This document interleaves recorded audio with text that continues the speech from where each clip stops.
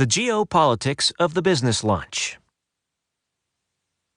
Italians have long pursued business deals according to a slightly different set of rules compared to the rest of Europe, or the West in general, or anyone, really.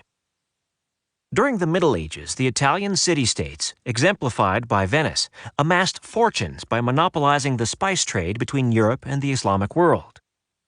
The relationship between the Italian middlemen and the Islamic world was a complicated one.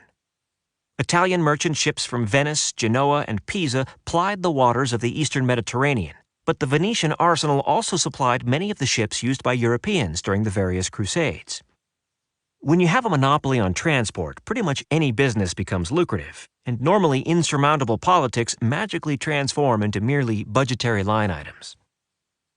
Such a mindset carried over into Italy's post-WW II reconstruction, with the formation of state energy firm Eni no exception.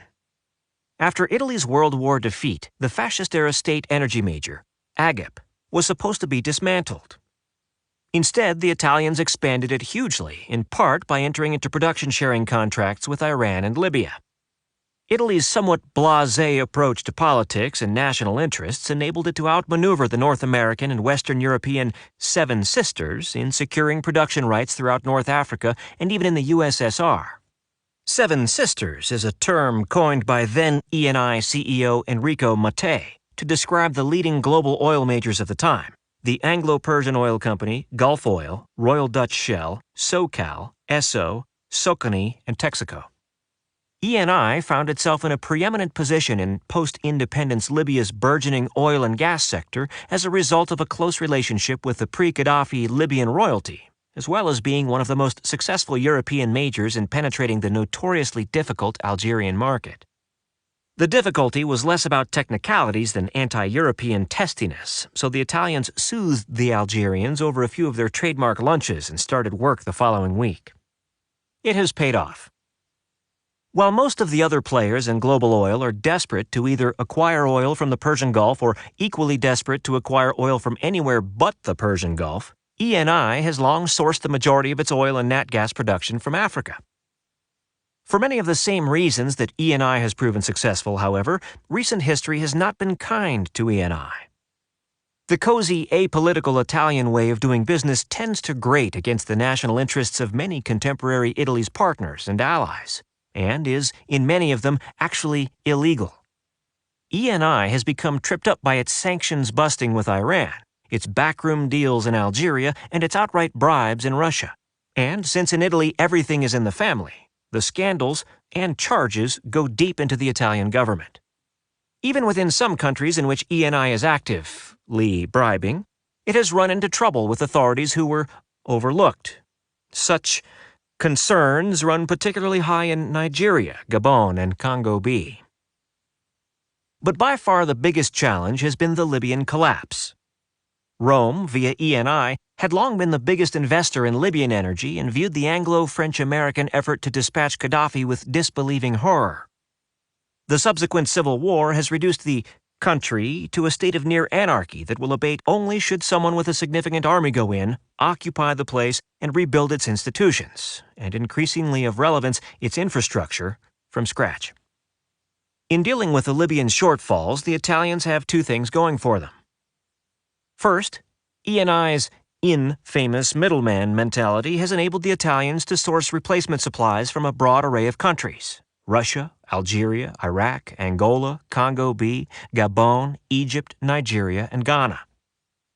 Such import flexibility would have been impossible without Eni's long-standing policy of investing in refinery flexibility. Italy boasts Europe's second-largest refining capacity, and Eni's facilities can accept a mix of almost all crude grades that the world can offer and refine them into an equally wide set of product varietals. Should something not quite fit,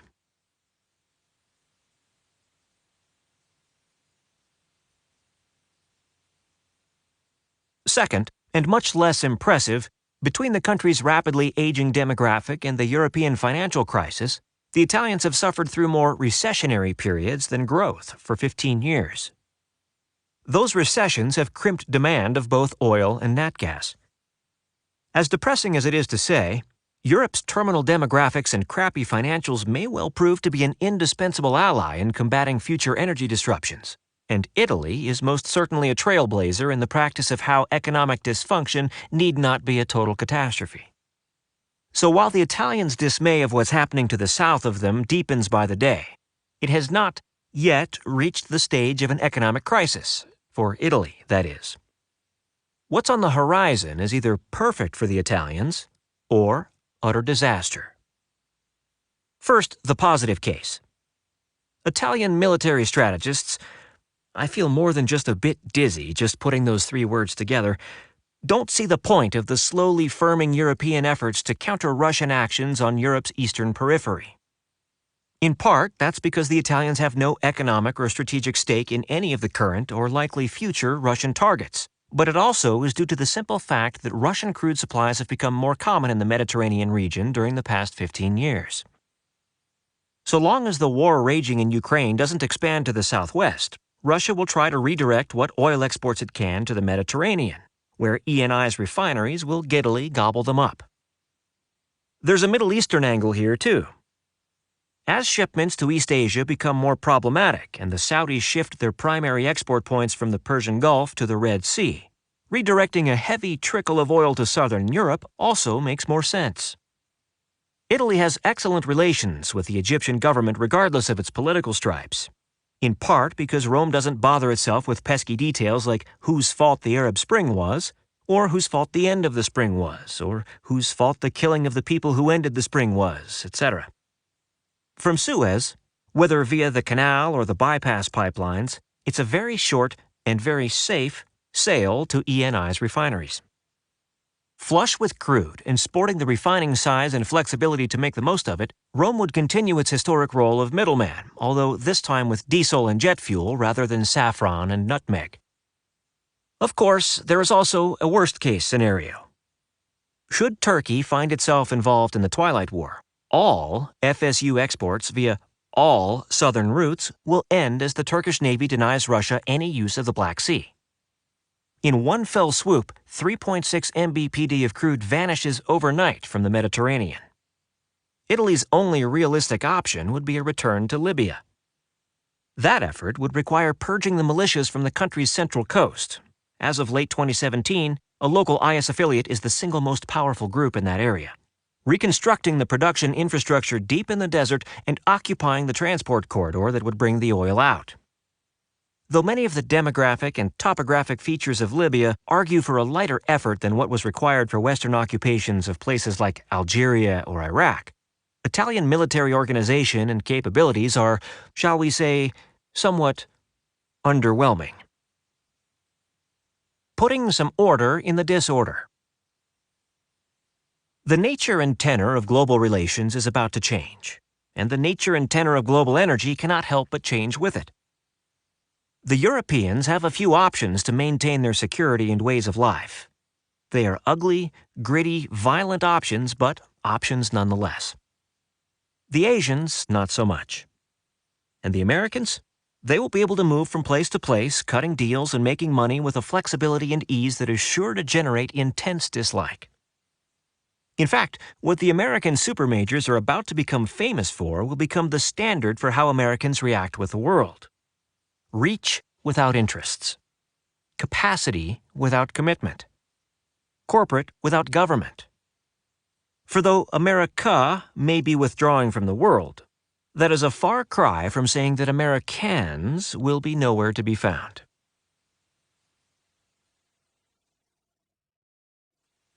Part 3. The American Play. Chapter 11. Tools of the Trade. Geopolitics is ultimately the study of the balance between options and limitations. A country's geography determines in large part what vulnerabilities it faces and what tools it holds. Countries with flat tracts of land, think Poland or Russia, find building infrastructure easier and so become rich faster, but also find themselves on the receiving end of invasions. This necessitates substantial standing armies, but the very act of attempting to gain a bit of security automatically triggers angst and paranoia in the neighbors. Countries with navigable rivers, France and Argentina, being premier examples, start the game with some infrastructure already baked in. Such ease of internal transport not only makes these countries socially unified, wealthy, and cosmopolitan, but also more than a touch self-important. They show a distressing habit of becoming overimpressed with themselves, and so tend to overreach. Island nations enjoy security. Think the United Kingdom and Japan, in part because of the physical separation from rivals, but also because they have no choice but to develop navies that help them keep others away from their shores.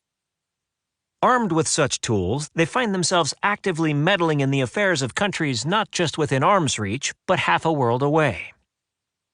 In contrast, mountain countries, Kyrgyzstan and Bolivia, to pick a pair, are so capital poor they find even securing the basics difficult, making them largely subject to the whims of their less mountainous neighbors.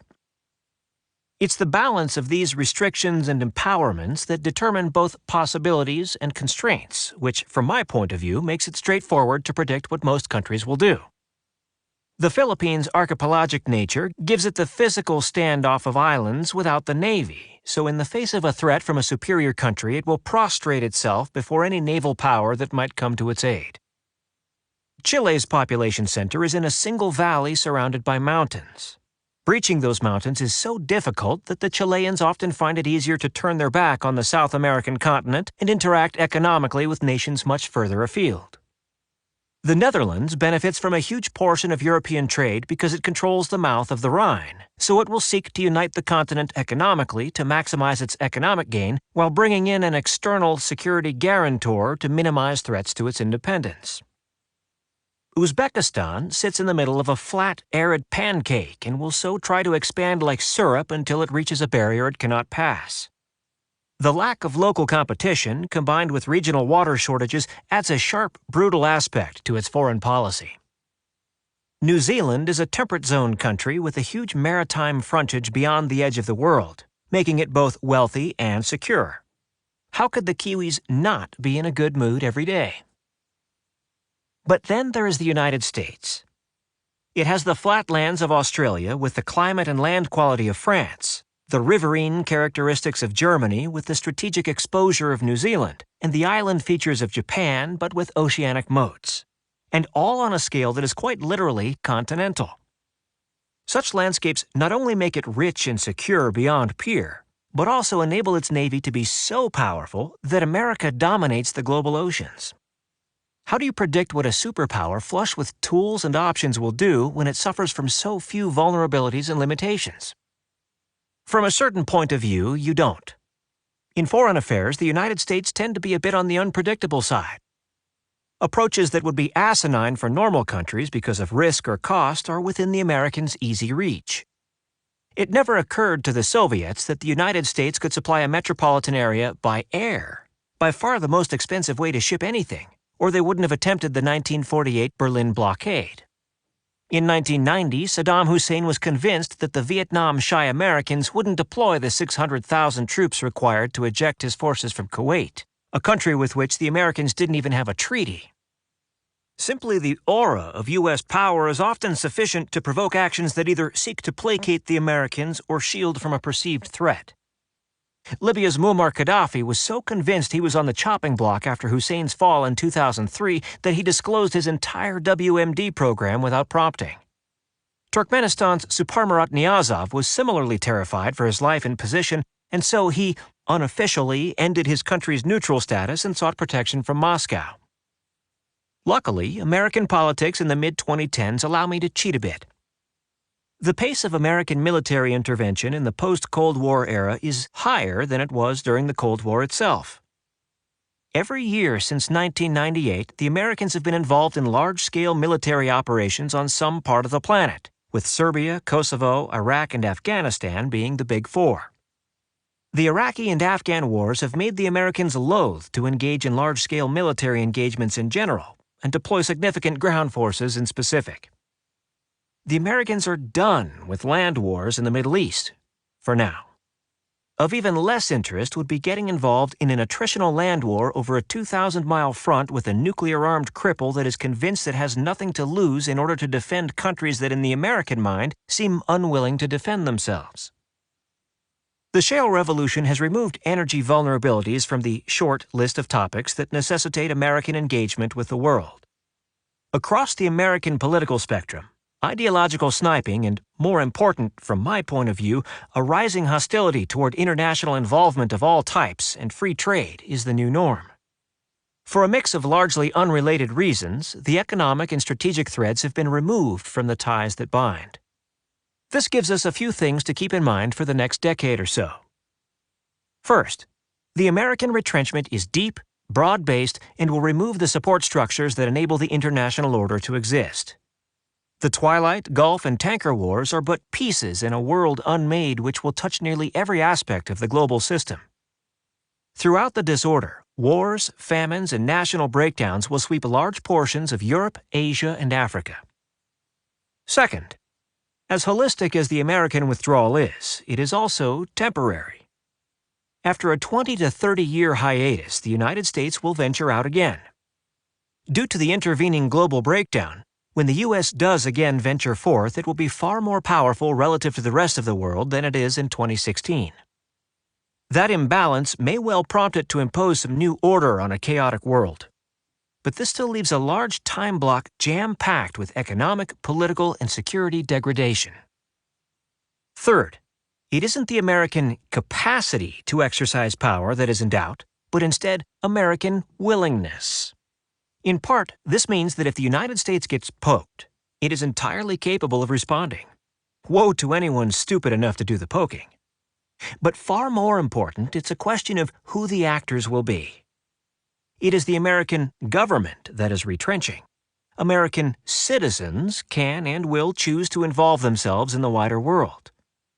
Put simply, it isn't so much that Americans will disappear from the international scene, but instead that the actors and tools in play will seem very different to us than the post-1945 norms. In order to play forward the American position, let's first take a good hard look at the tools that will shape Americans' options and reach.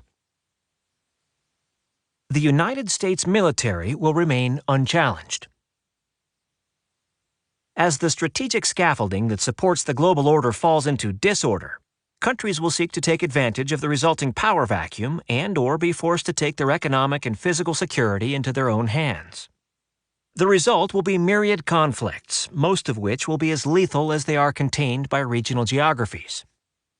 Yes, there may be countries and forces that are not overly fond of the United States, but exceedingly few will be willing and/or able to antagonize the Americans once they find themselves in the middle of a decidedly American-free melee. An excellent example is the state of the Syrian war that began in 2011, and in particular the role of the Islamic State. IS preaches a particularly vicious form of Islam that appeals to sociopaths, and a big piece of IS recruitment drive is to draw in supporters from the wider world who have an interest in killing large numbers of people. This has earned IS a great deal of condemnation from a great many players, with most labeling them terrorist. IS's public and private ideology strongly encourages attacks against any and all Western targets whenever opportunities arise, and there is ample evidence that IS had deployed several of its fighters abroad to foment attacks.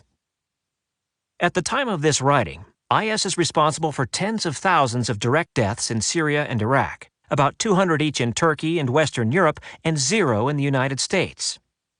I realize it seems like these figures should be loads higher, but I'm only counting deaths caused by proven IS operatives rather than people who pledged themselves incidentally to IS's ideology but have no links to the Syrian war zone. For example, there is 0 evidence that the attackers in the December 2015 San Bernardino massacre had any links to Syria or Iraq. It appears one of the attackers was radicalized in Pakistan before IS was even formed, and thereafter lived in the United States and never once set foot in Syria or had contact with anyone from IS. Similarly, in the June 2016 Orlando massacre, the attacker pledged loyalty not only to IS but to other militant groups engaged in active combat against IS. And even should you include everyone who is inspired by IS to launch attacks, deaths in Europe still outnumber those in the United States by more than 4 to 1. Why such a spread? It's simple geography. The territory that IS occupies is landlocked desert. Ringing IS territory is empty desert to the south, the major power of Iraq to the east, the major power of Turkey to the north, and several other factions of the Syrian civil war and Israel to the west. IS is involved in a broad-spectrum fight-to-the-death melee. Regardless of desire, regardless of planning, regardless of rage, IS simply lacks the capacity to reliably send operatives much beyond its home conflict zone. Strategically, it is bottled up. What success IS has had is largely limited to Turkey, which is proximate, and Western Europe, which IS operatives can at least walk to. This hardly means that there will be no successful terror attacks on the U.S. mainland. Nor does it mean that the time has not come for Americans to have an open, honest, national conversation about the intersection of religion, militancy, mental illness, social media, and easily accessible firearms. What it does mean is that as the disorder deepens and spreads, as wars and civilizational breakdowns proliferate, that the terrorisms of the Eastern Hemisphere are remarkably self-containing. The chaos is not only half a world away, literally, it is locked down by a plethora of local military concerns. As for more traditional rivals, say Russia or Iran or China, a much simpler logic prevails. All three may not overly care for the United States, but none of the three want to seek out conflict with the United States in addition to their regional foes. Such would result in catastrophic outcomes for them. Sufficient American forces pre-positioned in Poland and Romania could defeat a Russian advance before it began, dramatically accelerating Russia's decay. American air assets in Qatar could guarantee that Iran's invasion of Saudi Arabia's Ghawar region would stall in the desert. A handful of American military assets based out of Diego Garcia, Darwin, and Singapore could intercept China-bound oil tankers well beyond the effective reach of the Chinese Navy. If the United States pulls back from the global system, then these three countries have a much higher chance of success. There's no conceivable reason for them to make their already difficult strategic environments any more complicated. They all have bigger fish to fry closer to home. Such negative decisions and the non-involvement it will encourage in American strategic policy will have dramatic long-term effects.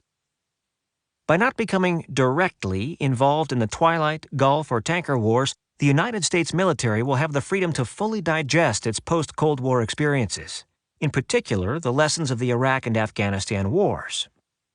Over the next decade or three, this will result in not simply a battle-hardened military, but one that has been able to translate battle experience into a new generation of integrated technologies and tactics.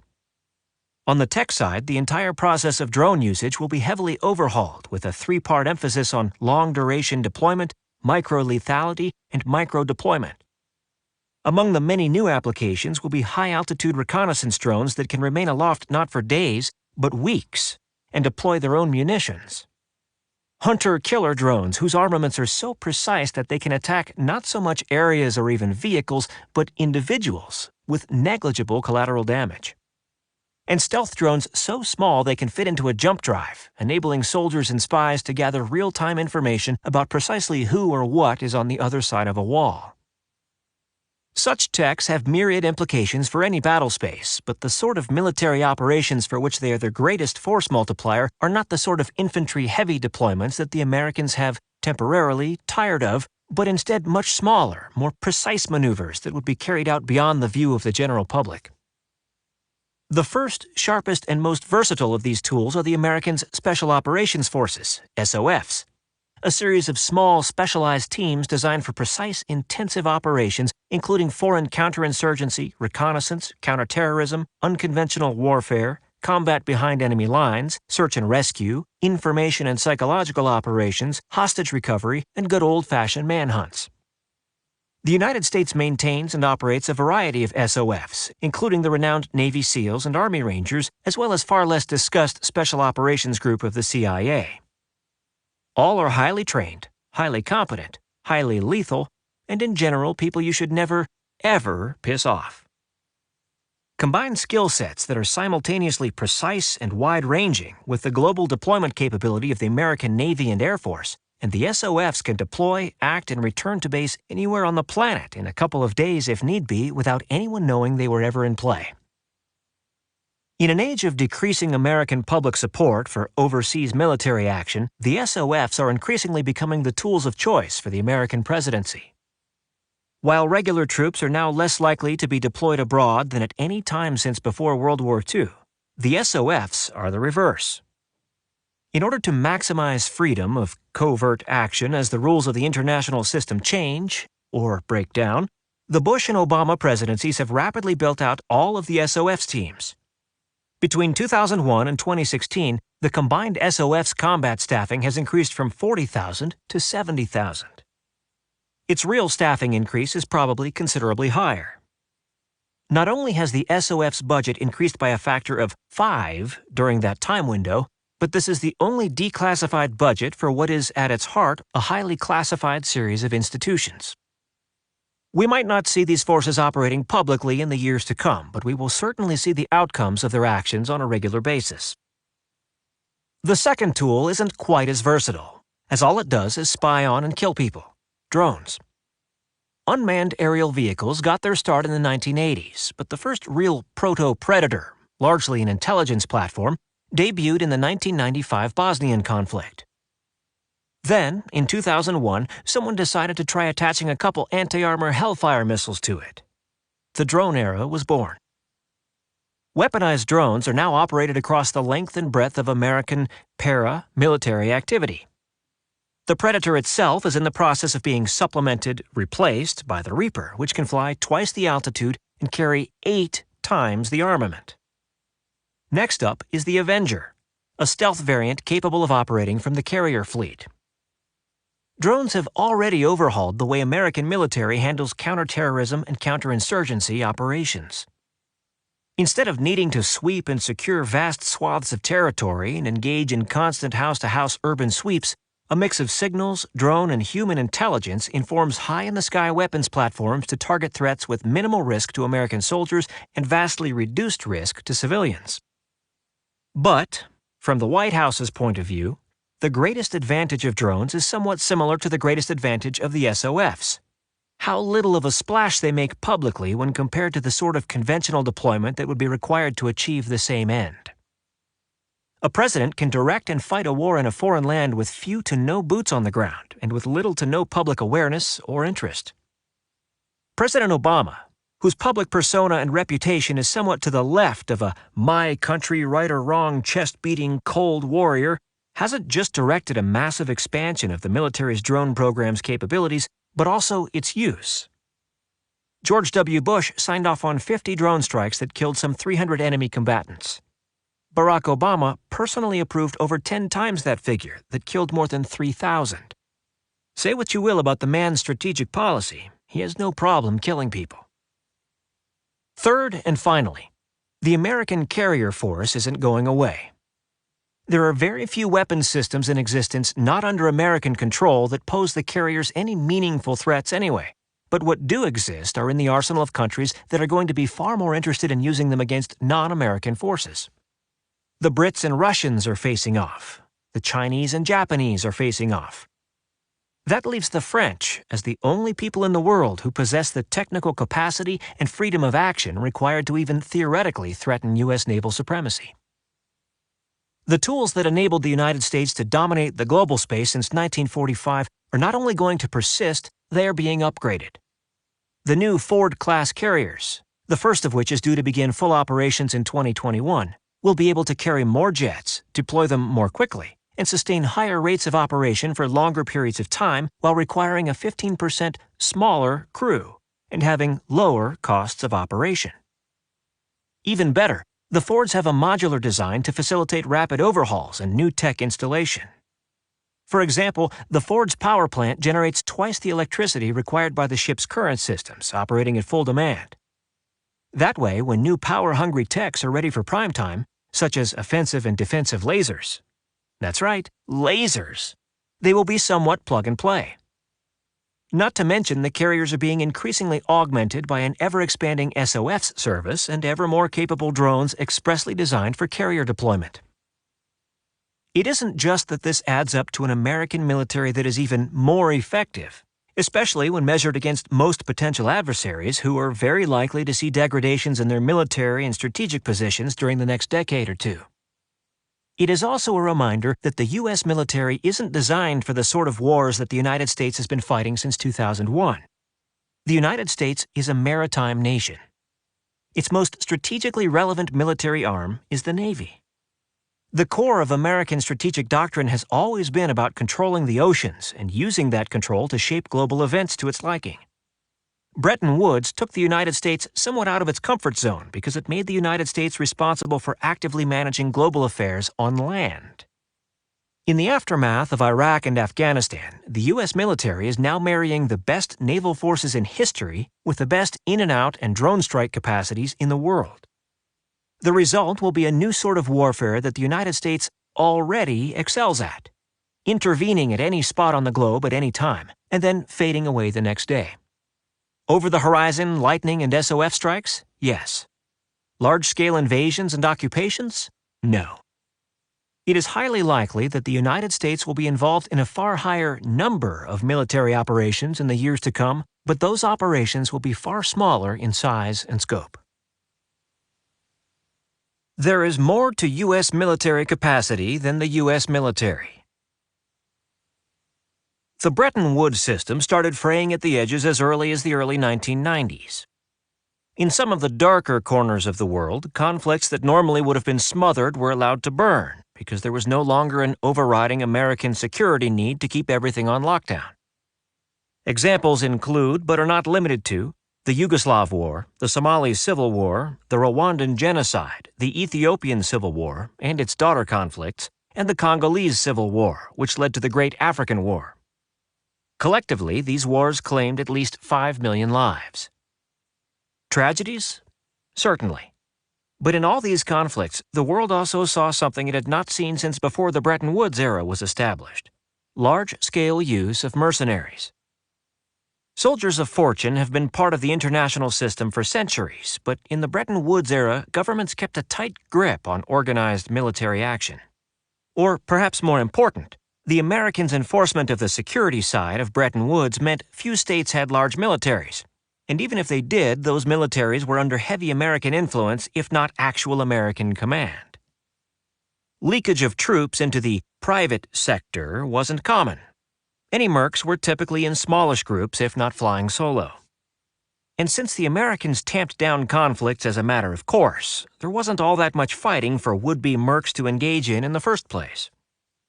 But post-Cold War, the Americans steadily released their control on both global militaries and the global system. Reduced American involvement enabled mercenaries both to trickle back into the system as well as find their preferred sort of work. 3 factors turned this trickle into a flood. First, the Soviet Union imploded. Central control of the Soviet-Russian system has always been predicated upon deep intelligence penetration throughout society. When budgets tightened, many of these intelligence personnel were cut loose, leaving them to find their own way forward in an increasingly chaotic country. In the early 1990s, the post-Soviet Russian government attempted to shift the centralized economy to free market norms, in part by launching large-scale privatization of state assets. As people in Soviet intelligence had the best understanding about how things were run and where the good assets were, former intelligence officials tended to make out like bandits. The result was a mass transfer of state wealth to former state employees who were very well connected. As intelligence officials tend to live in the shadows, a great many of them worked in the gray and black markets, and more than a few extended their operations internationally. Many quickly found themselves interfacing with governments and criminal organizations the world over. And whenever these nouveau businessmen found themselves needing muscle, they would reach back into the former Soviet space. After all, it wasn't just the intelligence services that were downsized, but every branch of the military and paramilitary security structures. Former Spetsnaz, Russian special forces, became active in Colombia on the side of the FARC. Former Russian border forces fought in the Tajik Civil War. In one weird application of mercenary activity, Russian pilots in Russian jets found themselves dogfighting on opposite sides in the 1998 to 2000 Ethiopian-Eritrean War. The group that became most insinuated into global organized crime were former members of Oman forces, run by the Interior Ministry, a sort of shock troop who have had whatever part of the brain is responsible for moral decision-making scooped out with a melon baller. Second, post-apartheid South Africa dismantled its security system. The South African apartheid regime required a very heavy white military component for both internal control of the country's large black population as well as to fight para-military conflicts throughout the whole of southern Africa. With the end of white rule and the rise of Nelson Mandela to the South African presidency in 1994, this entire apparatus was defunded and disbanded. This left an uncomfortably large number of well-trained, battle-hardened, heavily armored, amoral white supremacists without jobs. They quickly evolved into the ultimate soldiers of fortune, selling their skill sets to the highest bidder. Third, the U.S. military found itself with a staffing crunch and felt forced to subcontract. The post-Cold War demobilization had cut most deeply into the Army, and the Iraqi and Afghan occupations required far more troops in far more places than the U.S. Army could supply. The result was the rise of an entire industry based on former U.S. military personnel, colloquially known as contractors, to close the gap. For much of the Iraq War, more than 100,000 contractors were in-country, and for much of the Afghan War, fully half of the American troop commitment was not regular troops. The chief hallmark of the disorder to come will be that it will be, well, disorderly. And in that world, these contractors are going to be exceedingly busy. In an era of demographic decline, troops will often need to be hired from out of country. In an era of high security risk, companies will often need to look out for their own security needs. Corporate activity across Latin America and East Asia will in particular seek such help. Germany, Japan, and Ukraine in particular will need to beef up their troop numbers. In an era of maritime warfare and piracy, civilian shipping will need to be armed, particularly in Southeast Asia and along the African coast. In the aftermath of the Bretton Woods era of a largely non-militarized world, militaries will need to be mustered from scratch, and mercenaries are an excellent way to jumpstart the process. The most pressing need will be in countries that used to be U.S. allies and so have lots of U.S. military equipment, but are perhaps not as good as they would like to be at using it. The Philippines, Latvia, Poland, and Saudi Arabia come to mind. These contractors/mercenaries will be drawn from an exceedingly large pool. In Iraq and Afghanistan, the American military has cycled through more than 1 million combat troops along with hundreds of thousands of military support personnel, not counting contractors. Those wars are now over. Without major land conflicts to wage, the U.S. Army has already started a multi-year downsizing effort. Between demobilization and normal staff churn, most of those 1 million-plus troops and support personnel are no longer in the military, but it isn't like they all suddenly forgot the relevant skill sets. The American economy won't overly suffer from the international breakdown. What is most striking about the global economy in 2016 is how lopsided the balance of power is. As a continental economy, the Americans enjoy a wide range of self-sufficiencies in their day-to-day lives. International trade accounts for but 8.25% of GDP for exports and 12.9% of GDP for imports. Factor out trade with Canada and Mexico, and both of those figures slip by about a third. Of what's left, bilateral trade with China is by far the biggest component, accounting for about 2.8% of GDP of imports and 0.6% of GDP of exports. China is roughly 4 times as dependent on exports as America. Germany is 5 times. And that's before figuring in that most of China's export markets are not nearly as proximate as America's. This baseline is critical to understanding the unfolding disorder's impacts, but 4 additional factors are, if anything, even more central. First come demographics. Of the world's 200-ish countries, only 17 of them will boast the trifecta of wealth, security, and a large and growing cadre of young workers capable of engaging in large-scale and rising consumption, and the American consumer market is larger than all of them combined. Of those 14, the 4th largest on the list, Mexico, is already attached to the American system. Of the remainder, the list must be split. The first half includes countries that are free and clear, boasting as of yet not degraded demographics, access to energy, and good physical security. Australia, New Zealand, France, the Netherlands, Indonesia, Myanmar, Switzerland, Turkey, Argentina, and India.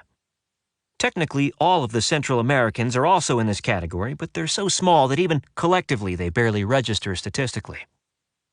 The remainder are countries with good bones, but likely to get caught up to some degree in one of the disorder's major wars: the United Kingdom, Denmark, Sweden, Malaysia, Philippines, and Vietnam.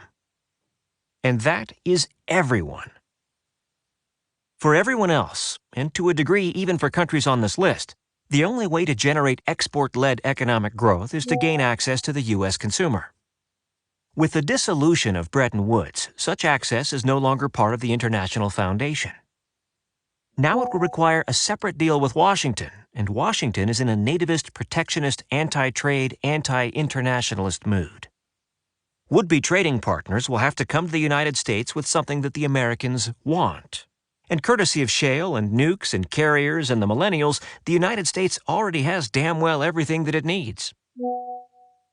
Second is the thorny topic of supply chains. In the world before Bretton Woods, nearly all, if not all, of the steps of an industrial process were located in a tight grouping of facilities, in large part to insulate a country's supply chains from foreign interruption. Inputs were shipped in, and local labor transformed those inputs into basic, intermediate, and finally finished goods, with all of the work done within the same area. In contemporary lexicon, we would call it cluster manufacturing. Zones with cheap internal transport, most notably areas with navigable rivers, enjoyed massive competitive advantages because they could utilize more territory, and thus more labor and more inputs, in the same cluster. Bretton Woods turned this system on its ear by reducing the global chaos level and thus making global transport easy, inexpensive, and secure. Why build everything in one neighborhood if a neighborhood on the other side of the city, or country, or continent, or planet could handle a few of the steps better? The clusters were sliced and diced and their steps distributed the world over. Most modern manufactured products now have hundreds of steps in a dozen or more countries. For example, each of the iPhone's 22 major components are produced in different facilities, and that doesn't touch the issue of the subcomponents or the various assembly processes. Places that once held local advantages under the old system, such as well-rivered zones, degraded. The American Steel Belt became the American Rust Belt. The first time a tanker or container ship is shot at in either Northern Europe or the Persian Gulf or East Asia, the cost of oceanic transport will skyrocket as much as the reliability of oceanic transport will plunge. Current manufacturing norms will come into an unceremonious and catastrophic end. But the world will still need manufactured products. What it will lack are many places that have the magic mix of factors to produce goods in the new security environment. The successful manufacturing power of the future will need not to simply secure inputs and production and consumption, but ideally co-locate them. Western Europe, with some stress, can manage the production, but its lack of inputs will force the Europeans into a neo-colonial framework in, at a minimum, Africa. Yet even once this is done, Europe's rapidly aging and shrinking population will put an absolute ceiling on what the continent can consume, and that ceiling is already far lower than Europe's current production capacity. Too many goods and not enough consumers will trigger mass economic dislocation, mass unemployment, and a painful slide into a deflationary morass. Southeast Asia looks much better. Young populations, local energy resources, and a lack of history of large-scale warfare will enable it to collectively rise as a new hub for both production and consumption of manufactured goods. Whatever raw materials and financial acumen the Southeast Asians cannot supply themselves can be brought in from nearby Australia and New Zealand. But it will be starting from a low level. The region's future is bright, so bright it is the topic of the next chapter, yet much of this area needs to go through some basic industrialization before it can evolve into a large-scale manufacturing center. A far larger chunk of global manufacturing will reshore to North America. The U.S. shale revolution provides ample energy. Wall Street, the capital. The Western Hemisphere, writ large, covers industrial inputs. NAFTA provides multi-step manufacturing supply chain systems in a favorable security environment, while the United States and Mexico are massive consumers. The biggest American problem will be reshuffling of once global supply chain stages into a series of cluster-style manufacturing hubs across the continent. Considering what will be going on in Europe, the Persian Gulf, and East Asia, that's a great problem to have. Third is the issue of currency. The U.S. stock and bond markets are almost bigger than the combined totals of the rest of the world, and that is before the world gets serious about falling apart. By 2014, it was becoming clear to a wide variety of players that the European financial crisis was getting worse instead of better, and the Chinese economic system was unable to reform its way out of its 25-year investment binge. In 2015, streams of capital flight that had been trickling out for years accelerated into floods. Considering that half the reason for sending your money abroad is to avoid your government, quantifiable data isn't exactly available. But there are sufficient anecdotal and leaks to suggest that $750 billion each flowed from Europe and China to the United States. There are a number of relevant threads here. The breakdown of the Eurozone will force a renationalization of the European currency system. That is far more wide-ranging than it sounds. Everything from corporate loans to government bonds to credit card debt to mortgages is typically in euros.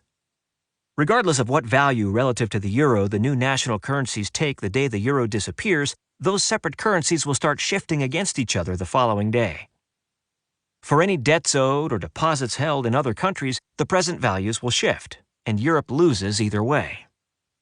Either the debts will be kept in euros, in which case the entities in weaker states will default, and so the banks who granted the loans will take massive losses, or the debts will be redenominated into the new currencies, and as those currencies fall, the banks receiving payment will take massive losses.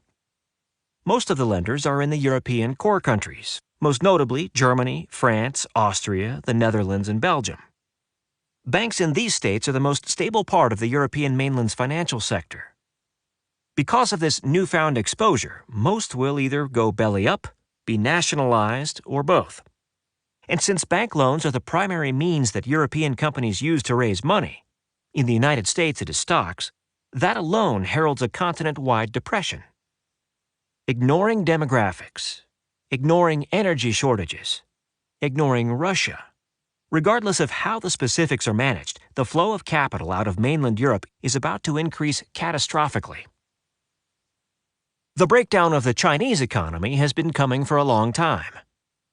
A bad loan is one in which the lendee is no longer paying back the lender. The technical term is non-performing loan, or NPL. Back in 2003, the best independent guesstimates pegged the total holdings of NPLs in the Chinese system in the vicinity of 40% of GDP in 2004, higher than the proportion that in 1990 condemned the Japanese system to a multi-decade stall. After a facelift-style reform in 2003, the Chinese declared the problem solved and asserted, with impressively straight faces, that it did not issue a single dud loan for the next 5 years. Then came the financial crisis, and Beijing spammed out credit like confetti. Since 2009, total Chinese financing has roughly tripled. First, to offset the collapse in demand for Chinese exports in the aftermath of the global financial crisis, then to artificially generate economic activity when the country's inland development and consumption plans failed.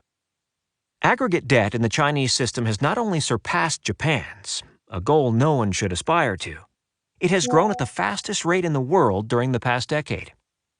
Part of the Chinese anti-corruption program is to so publicly punish high-ranking officials that the rank and file are scared to take their money, ill-gotten or otherwise, out of the country.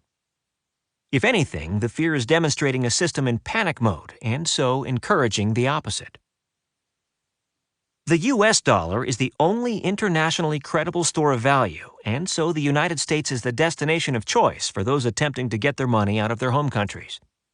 As a rule, the higher up in a country's decision-making apparatus people are, the more likely they are to try and relocate cash to the United States because they have the deepest understanding of just how hopeless their country's situation truly is. Chinese Communist Party officials are most likely coolie in the first place. There is no longer even a theoretical challenger to the US dollar. The Japanese are years into a multi-decade currency manipulation effort in order to stave off an endless demographic-induced depression, and so are not interested. Since 2006, the British have printed as much currency relative to their economic size as the Americans, but their economy is but 1/8 that of the US. The Chinese inflated their money supply to one larger than the United States back in 2009, at a point when the Chinese economy was but half the size of the Americans. Neither the pound nor the yuan is a credible store of value compared to the USD.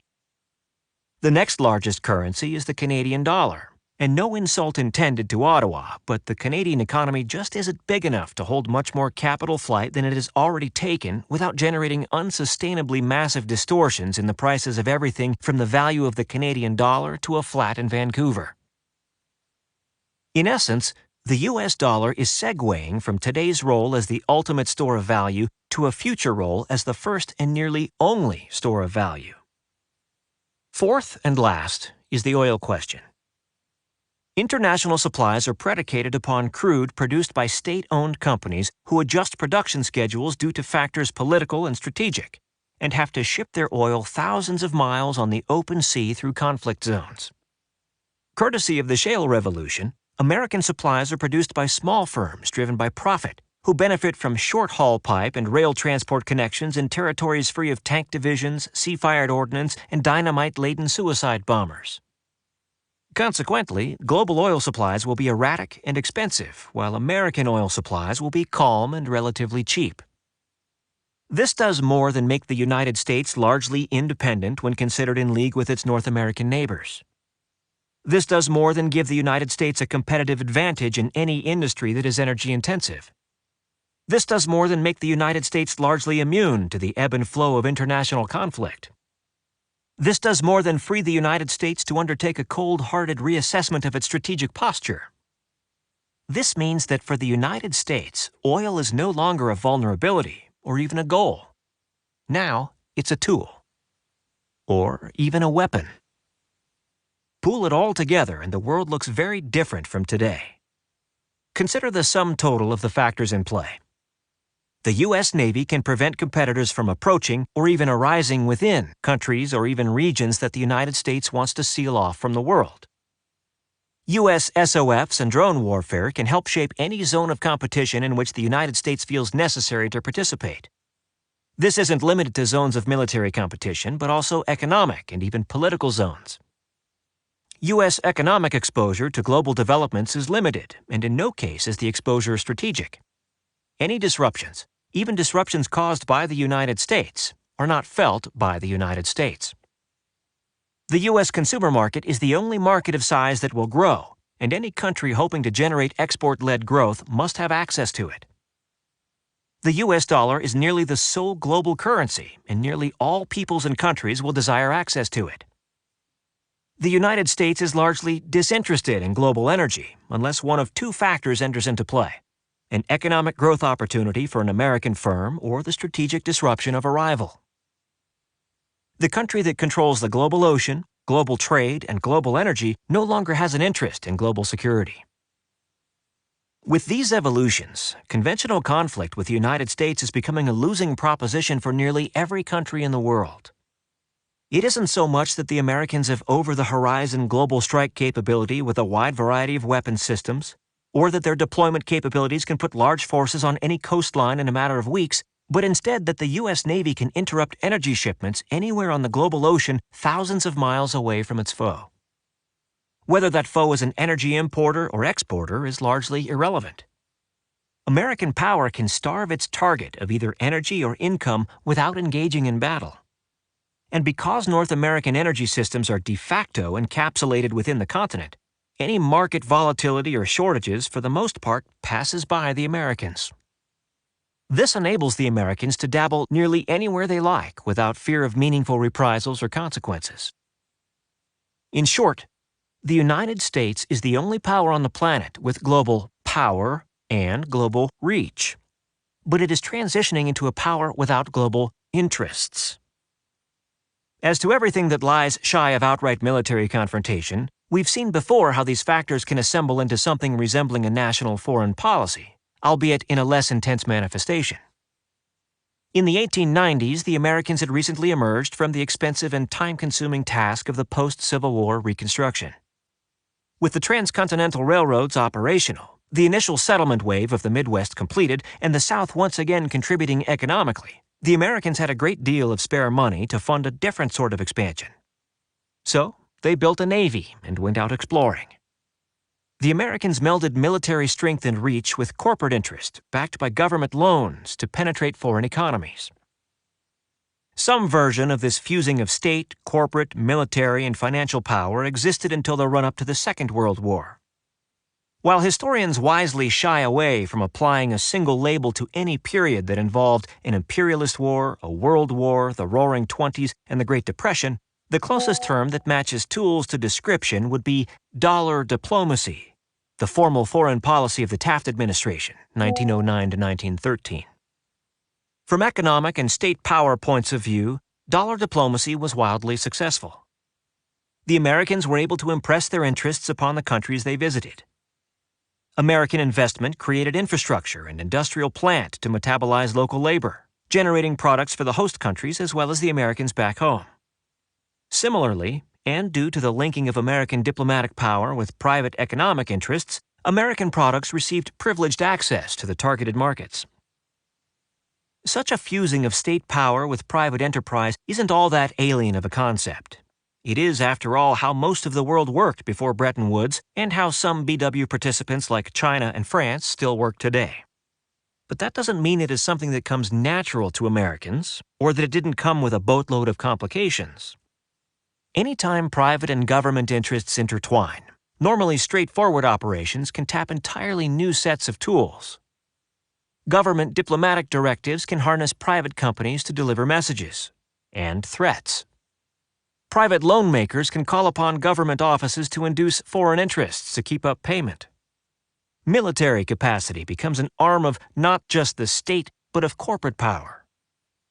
During past dollar diplomacy periods, U.S. military power was used on dozens of occasions to directly intervene in the internal affairs of a host of countries in order to facilitate corporate entry, block non-American competition, and, if necessary, even enforce contracts with sovereign governments. In the coming disorder, the Americans will enter a new age of such dollar diplomacy. Once again, the past provides ample suggestions as to which areas the Americans will favor engagement.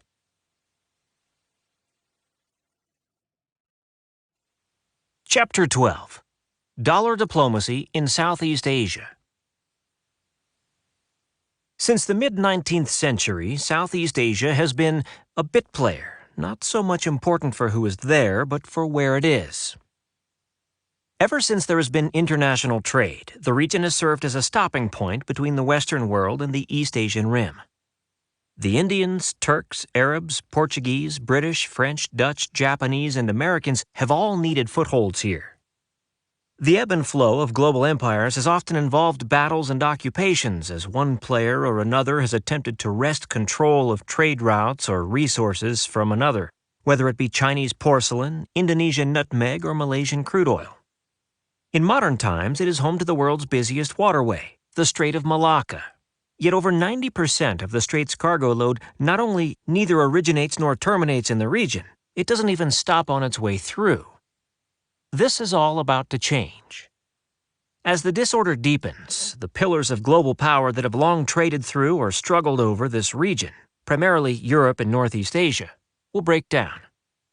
The twin crises of the Twilight and Tanker Wars will make both regions obsessed with issues closer to home. The Southeast Asians are about to find themselves with something they've never had before, a bit of a say in their own future. And for a mix of factors ranging from demographics to energy to transport to sheer luck, that future looks brighter than it ever has. Making it big in Southeast Asia. The topography of Southeast Asia is unique, and the word unique is most certainly not synonymous with good. The entire region is so firmly in the tropical belt that most of archipelagic Southeast Asia doesn't even have a dry season. That's wonderful for growing a jungle, which is by far the dominant biome throughout the area, but it isn't all that great for anyone who happens to live there. Deep tropical climates plague the locals with persistent disease issues. It also largely prevents Southeast Asia from having what Westerners consider normal agriculture. Grains like wheat and corn and rye and soy cannot ripen or dry in oppressive humidity. Every topographical and climatological classification that impedes the formation of a unified ethnic identity or a strong centralized government exists here in spades. The jungles make even basic movement extraordinarily difficult. The entire region is hilly to mountainous, turning already difficult infrastructure building into a nightmare. Many of those mountains come nearly all the way down the coast, denying the area's ample oceanfront the flat hinterlands required for the easy build-out of cities, infrastructure, and industry. Even worse, roughly one-third of the region's land is made up of islands. Not the sort of flattish, temperate climate islands like Great Britain that can birth a major power, but instead clusters of rugged, jungle-cloaked archipelagos. In all of island Southeast Asia, there are only two places where the land is flat enough to generate traditional cities. The first is Jakarta on the Indonesian island of Java, where a series of formerly separate urban centers have commingled into a single sweaty conglomerate. The second is the Manila-Pangasinan corridor on the Philippine island of Luzon, where the rainforest is so thick and the local uplands so close that it has become a melting pot of more ethnicities and languages than most fully globalized cities. And even if either of these urban sprawls could fully dominate their respective land masses, just in the Philippines and Indonesia, there are another 10,000 inhabited islands. The geography of mainland Southeast Asia is a bit better, which is to say it is only borderline horrid. There is no single chunk of flat, open land that could give rise to a major power that could dominate the region, but instead smallish pockets that host dense urban sprawls that cannot interact with each other over the land. Hanoi, Ho Chi Minh City, formerly Saigon, Bangkok, and Yangon. The tropics here may have some dry season advantages, but this isn't northern China with its great wide opens. Instead, the place is a crazy quilt of thin peninsulas that stretch government resources and sharp coastal uplift mountains that shelter rebellious groups nearly within sight of cosmopolitan coastal cities. Thailand does have a flattish zone of moderate size, but it is on an interior plateau. Its interests are often diametrically opposed to the urbanite lowlanders. In many ways, Malaysia has the worst of both worlds. The majority of its population lives dangling at the end of the Malay Peninsula, while the majority of its territory is the northern third of the island of Borneo. Unsurprisingly, none of the great powers throughout Earth's human history has ever been birthed here. Even the local powers that have existed in the past, from the Taungoo of Burma to the kings of Khmer, have never managed to stretch much beyond their core territories, and certainly never out of the region. It should come as little surprise that local integration has always been difficult, since these pockets of territory have little ability to consolidate independently of each other. Road and rail connections among the mainland countries are thin and hobbled by high maintenance costs because of the corrosive impact of the jungle and low freight weight limitations due to the mountains. This has long made the region the playgrounds of outsiders. Anyone who can reach the region by boat faces little problem conquering the area's disparate coastal communities. Only when the outsiders attempt to extend their control into the interior do things get nasty. In recent centuries, the Chinese have held Hanoi, the Dutch Jakarta, the British Yangon, the Americans Manila, the French Saigon. But all of them were bled to the point of frantic desperation when they attempted to push into the bush. The sole exception to these rather damning characteristics is Singapore. Formed in the 1800s by the British Empire to serve as a way station for European, Indian, Asian trade, Singapore has proven exceedingly capable at leveraging its position on the Strait of Malacca to become a logistical, manufacturing, and financial power all out of proportion to its size, boasting a per capita income right up there with the world's most advanced economies. It is most definitely the exception that proves the rule.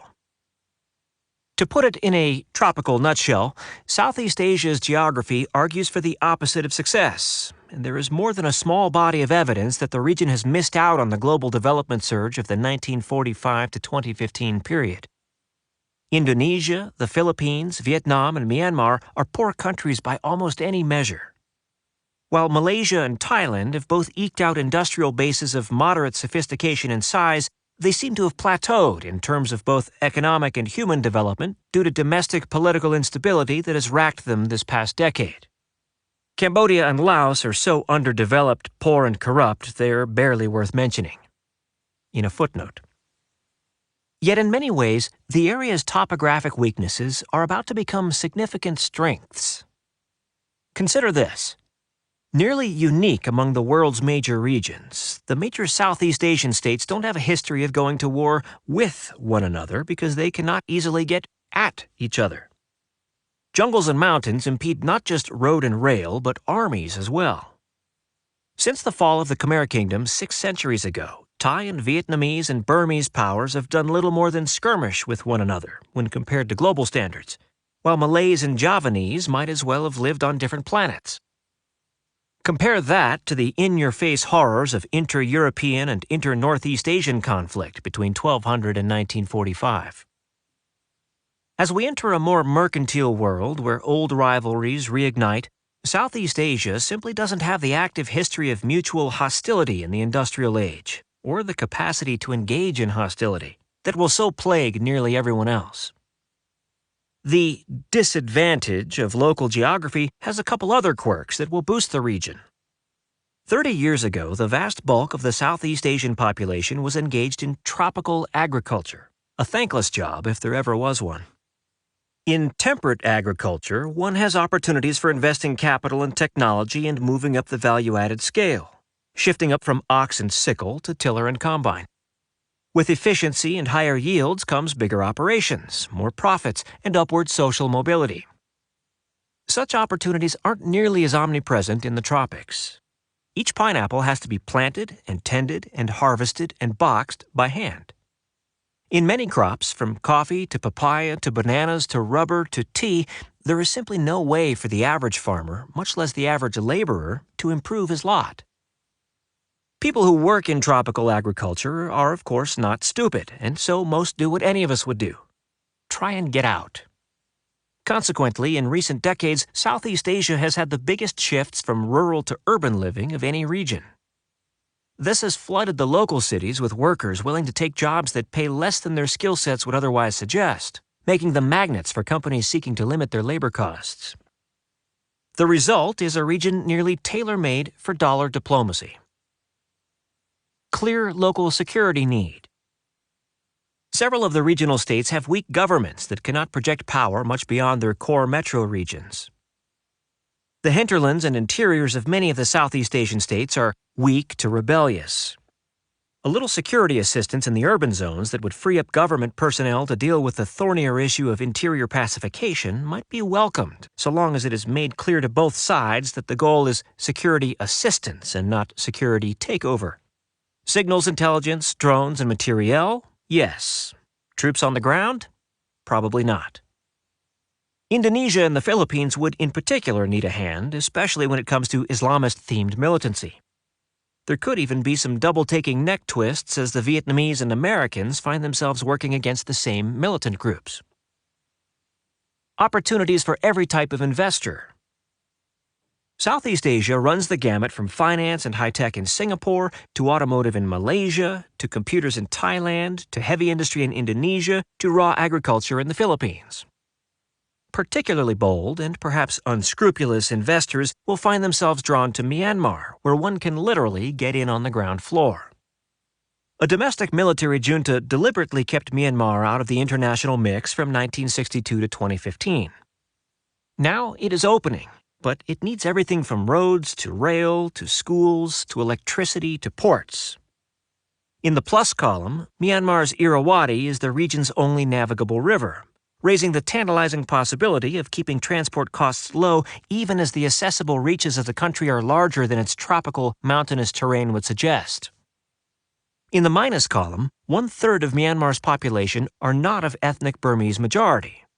They live in that tropical, mountainous terrain, and most have been in a not-so-low-grade state of rebellion for decades. The sort of security help that Myanmar is likely to ask for is not of the sort the State Department would normally approve. Clear local workforce skill-cost advantage. Because of the scads of people in the interior who are attempting to flee tropical agriculture, local labor forces are very attractive because they're higher skilled than their price point would suggest, particularly in Vietnam, which boasts that magic mix of modern urban centers like Ho Chi Minh City and rural zones combined with a far above global average educational standards. Malaysia has proven the best at transforming rural peasants into semi-skilled industrial laborers. Indonesia can by itself provide more assembly work than Mexico. Myanmar's population is coming up from scratch and so works for little more than slave wages. Clear local workforce concentration advantage.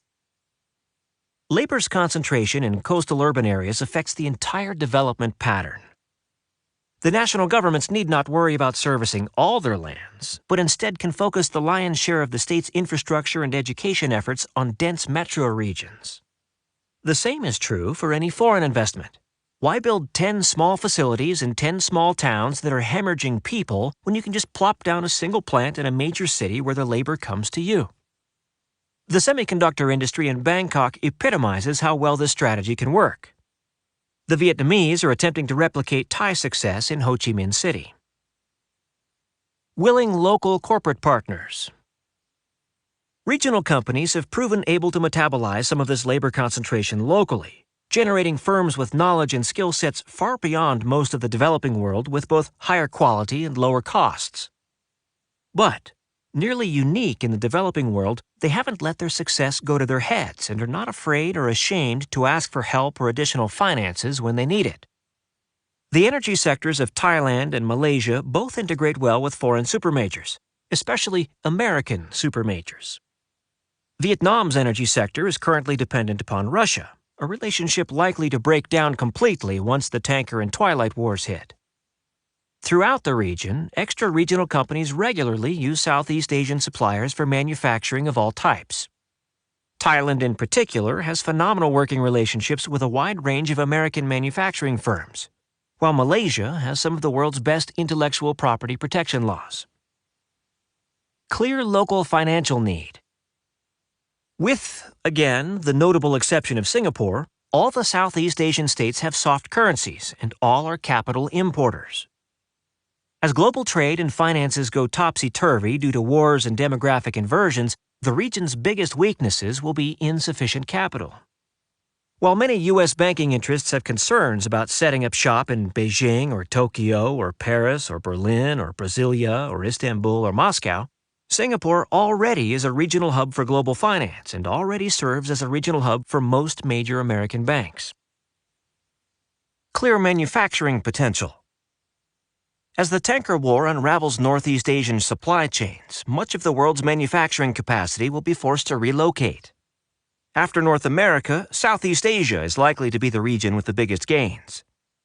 It already participates in much of the Asian supply chain system. Korean and Japanese firms are particularly active in the area, and so the Southeast Asians can simply pick up some of the pieces dropped by the Northeast Asians, most notably the Chinese. This rewiring of supply chains is actually better for both the Southeast Asians and the American companies involved than it sounds. Southeast Asian cities cannot trade by land efficiently, even within the same country, but they can easily trade with each other, even across national boundaries, by water via shuttle ships. This enables local supply chains to form that tap lower than low-cost, low-skilled labor in the Philippines, Indonesia, Vietnam, and Myanmar, lower than mid-cost, mid-skilled labor in Thailand and Malaysia, and some of the world's most sophisticated labor in Singapore. During Bretton Woods, much of this would have been overlooked with European integration or China Inc. able to provide better economies of scale. Remove global trade, however, and Southeast Asia is quite capable of assembling local supply systems without the need of a global rubric. All it needs to integrate into the new, shorter supply chain systems is some logistical and financial assistance from ultimate end users in North America. Need for moderate regional security that plays to American strengths and preferences. These local maritime supply chains do not need to worry about local maritime threats. The concern is these local maritime supply chains will be caught in the crossfire of the tanker war. The Southeast Asians will need help with regional naval security, an American specialty. The regional player most interested in American involvement by far would be Singapore, which is simultaneously the regional player that is most dependent upon regional trade, as well as the regional player that the United States finds most attractive as a partner. Singapore is possibly the most strategically located country on the planet. Its financial status is of huge interest to American business, and its utter lack of a hinterland means that American security commitments can be based on naval assets rather than land entanglements. Limited energy exposure. The region as a whole is fairly close to energy self-sufficiency. Total regional gross imports are about 3 mbpd. Korea alone imports 2.5 mbpd, and once local production of refined products are netted out, regional net imports drop by half. In any high oil price scenario, foreign investment would surge into all the region's energy production projects. Brunei is already a minor exporter, and Malaysia could become one quickly if its security situation doesn't spin out of control. The investment wave would also significantly boost output in Indonesia, Myanmar, and Vietnam, in that order. Much of that newfound production would undoubtedly flow into the refining centers of Singapore, Thailand, and Malaysia, who, for reasons political, economic, and security, would earmark the first portions of every month's refined production runs for Southeast Asian distribution. Somewhat similar to North America, this region will not need to obsess about sourcing crude from a continent away. The Southeast Asians just need to take some precautions to ensure that desperate Northeast Asian powers don't try to take their production assets. That concern will greatly encourage the Southeast Asians to offer sweeteners to encourage American involvement in their systems. Clear local consumption opportunities. Southeast Asia doesn't require an external power to provide consumption. Unlike rapidly aging countries the world over, Southeast Asia is demographically young. In particular, the 180 million Vietnamese and 230 million Indonesians. Southeast Asia has a coastal population larger than that of China, and fully half of the region's overall population is under 30 years old.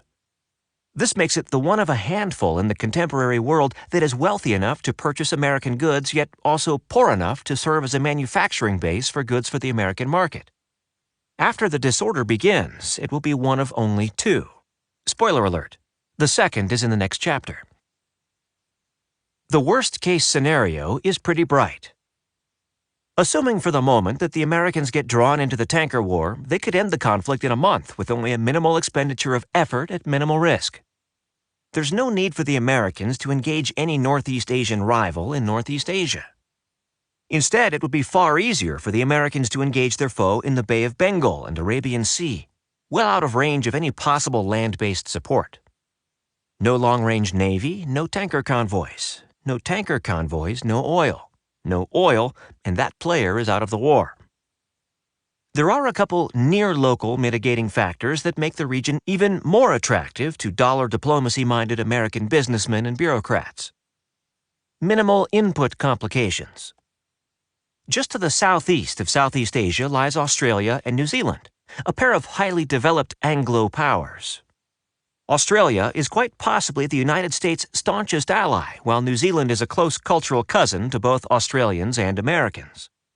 As the Southeast Asia countries' collective industrial footprint deepens and expands, they will require more iron ore, more aluminum, more cement, more lumber, all of which and more is found in Australia and New Zealand. Australia can also help square the Southeast Asians' energy circle. It is the world's largest exporter of hard coal, the leading exporter of soft coal, and is on the verge of becoming the largest LNG exporter as well. Unlike Europeans, who will need to re-establish empires to maintain their economies, the Southeast Asians just need to trade with neighbors they've never fought a war with. Even foodstuffs are not a problem. Thailand and Vietnam are consistently among the world's top 3 rice exporters, India typically being the other of the big 3. With a bit of an economic overhaul, Myanmar could undoubtedly return to the ranks of the world's major agricultural exporters.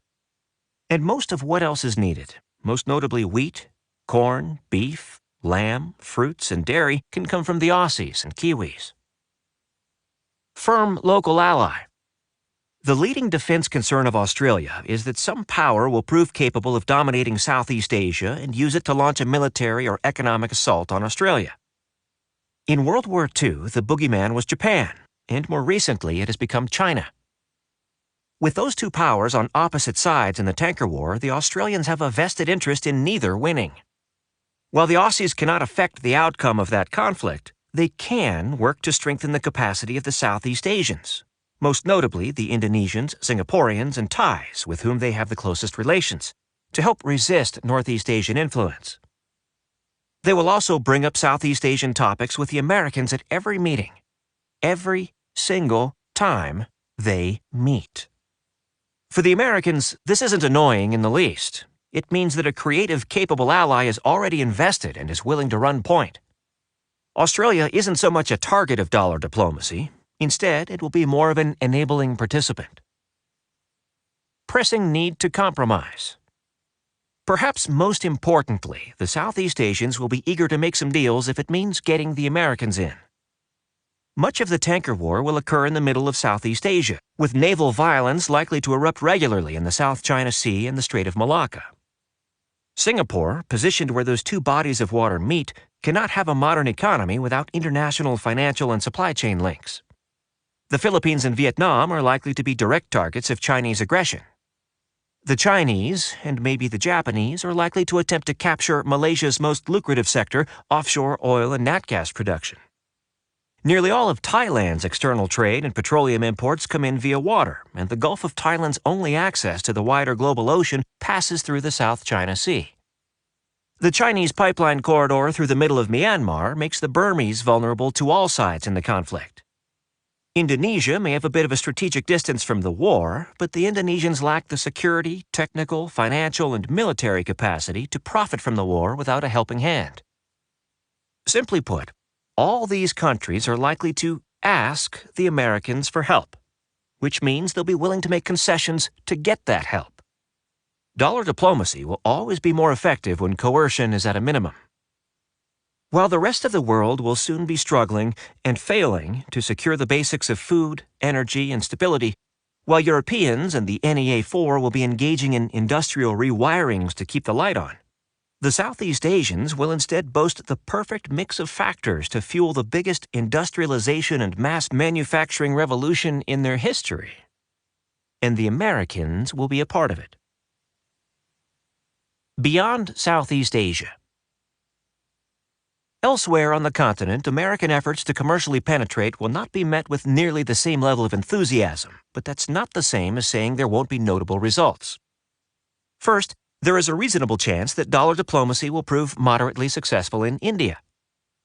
The truth about India is somewhat less spectacular than the common belief, whether in India or the United States. India's overpopulation has landed it with one of the most over-regulated, over-bureaucratized systems in the world. Property law, whether physical or intellectual, is weak. Local infrastructure is weak. Local educational standards are weak. Local government is weak. Electricity reliability is weak. Logistics are weak. Construction standards are weak. Cooperation and coordination among India's national, regional, and local governments is weak. Government consistency is weak. It's a long list. And that doesn't even begin to get into the issue of ego. It is no surprise that Americans are renowned for being sure of themselves. And considering that as the world breaks down, the Americans will keep puttering along, that mindset is unlikely to change. But India has a self-assuredness problem as well. Indians see themselves as one of the world's great powers. I'll leave the discussion of whether that is indeed true to people who wish to get into arguments with Indians, but the simple fact is, the Indians are not known for compromising on much of anything that happens within India itself. No matter how nasty the tanker or Gulf wars get, India will still be able to secure oil supplies. No matter how much global breakdown the end of Bretton Woods causes, India's economy isn't heavily dependent upon trade, and so Indians will not feel all that much pain. There may be economic discomfort, but there will be no burning belief in New Delhi that a new path is required and that such path must include Indians prostrating themselves to the Americans. Dollar diplomacy works best when it isn't being implemented in opposition to the target country's desires. India just isn't likely to be desperate enough to apply the strategy en masse. But there are two reasons that dollar diplomacy is still likely to make at least some headway in India. First, with a population of 1.3 billion, the top slice by any standards, in education, in foresight, in technical aptitude, in wealth, etc., is still huge. There is absolutely an Indian market to be had that bucks all the trends, and that same top slice of people is the portion most likely to want access to American money, American technology, American supply chains, and the American market. In general, they view American participation as a good thing. Second, India has been so over-bureaucratized for so long that when policy manages to get it right, when the three tiers of India's government manage to align, there is so much pent-up demand that magic can happen. Such an alignment is how Bangalore became a global tech center, and American tech firms would have been fools to pass it up. There will be opportunities for both sides, but they will be much more targeted and shorter term than the other nations where dollar diplomacy will be applied. One additional region that might prove fertile ground for dollar diplomacy is China, or more specifically, the coastal cities of southern China. Places like Shanghai, Ningbo, Wenzhou, Fuzhou, Xiamen, Shantou, Shenzhen, Hong Kong, Guangzhou, Macau, and Zhangjiang. All have strong economic and educational cultures. All have a history of cooperation with foreigners. All have their backs to the mountains and no hinterlands, and so cannot possibly make it on their own.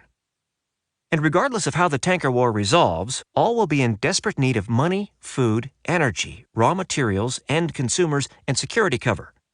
That last, especially, but not exclusively, versus their own former government.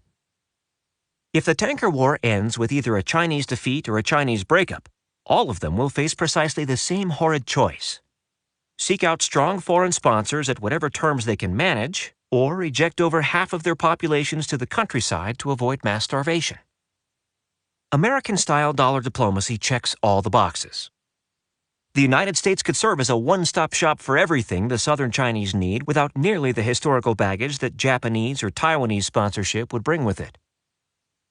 The third and final location of note is not one where dollar diplomacy will prove successful at all, but instead a rising complication to American efforts to exploit other Asian locations: Japan. Win or lose the tanker war, Japan will remain a powerful, culturally cohesive, physically secure country. Americans bearing cargoes of crude or diesel or uranium ore or coal might find some eager business partners in Tokyo, but that isn't the same as high-level economic penetration where all the decisions are made back at American headquarters. From an economic point of view, wartime and post-tanker war Japan will be even more closed to outsiders than it is now. In fact, a much bigger problem in Japanese-American relations is about to unfold. In many ways, what is about to happen with dollar diplomacy in Asia is starkly reminiscent of American foreign and economic policy between 1900 and 1941. During that period, American commercial power penetrated deeply throughout many portions of the region, most notably in China's coastal cities, with Washington making no bones about its intent to crowd out any other imperial players who already had interests in the region. This effort reached the point that the Americans were actively and publicly moving against long-held Japanese efforts to dominate not just regional markets, but regional energy production sites. Considering that in 1940 Japan was just as dependent upon imported fuels as it is in 2016, and it shouldn't come as a shock that the result was the Japanese attack on American naval assets at Pearl Harbor. Don't overly read into this comparison, as there are plenty of differences between then and now. In contemporary times, Japanese energy doesn't come from Southeast Asia or India, but instead the Persian Gulf, and the Americans aren't likely to do anything to interrupt Japan's convoy efforts unless sorely provoked. Since 1990, overall Japanese non-energy economic involvement with the world has steadily eroded. Regional, much less global, involvement is not as critical to Tokyo as it once was. The most dynamic bits of what remains of Japan's international manufacturing connections are fab plants located within the United States itself. Blowing up U.S. military assets would not help with the relevant labor and regulatory talks. Japan will have its hands full with China, first during the war and then managing whatever happens to China in the years after. Crushing victory or crushing defeat, that is a project that would require decades of focus. Dogfighting with the Yankees over the Coral Sea would be a supreme distraction from the real work on mainland Asia. And, of course, the Japanese fully remember how WW2 went and especially how it ended. Tokyo has no desire whatsoever to tangle with the strategically unfettered United States. But the fact remains that the Americans are about to move into Southeast Asia in force and will do so while the Japanese are fighting a war of desperation that wouldn't have been necessary if the Americans had stuck to their Bretton Woods commitments. There will be no small sense of betrayal, doubly so should places like Shanghai end up under the American wing. There will be many within the Japanese political establishment who feel it only right that if the Americans are going to abdicate responsibility, it should be Japan who inherits the region after the war's conclusion, rather than sit back and watch Washington and corporate America initiate a greater American co-prosperity sphere, That Japan will have likely forged close economic and military ties with Taiwan, the Philippines, Vietnam, and Malaysia as part of the conflict will not only strengthen the sentiment, but give Tokyo some very powerful tools to do something about it. A war with Japan, either within the confines of the tanker war or in the years that follow, certainly isn't inevitable or even likely. But East Asia has always been home to too many peoples with too many interests to be under the thumb of any singular power. Whoever wins the tanker war, the United States' primary competitor in Asia isn't going to be based in Beijing for much longer.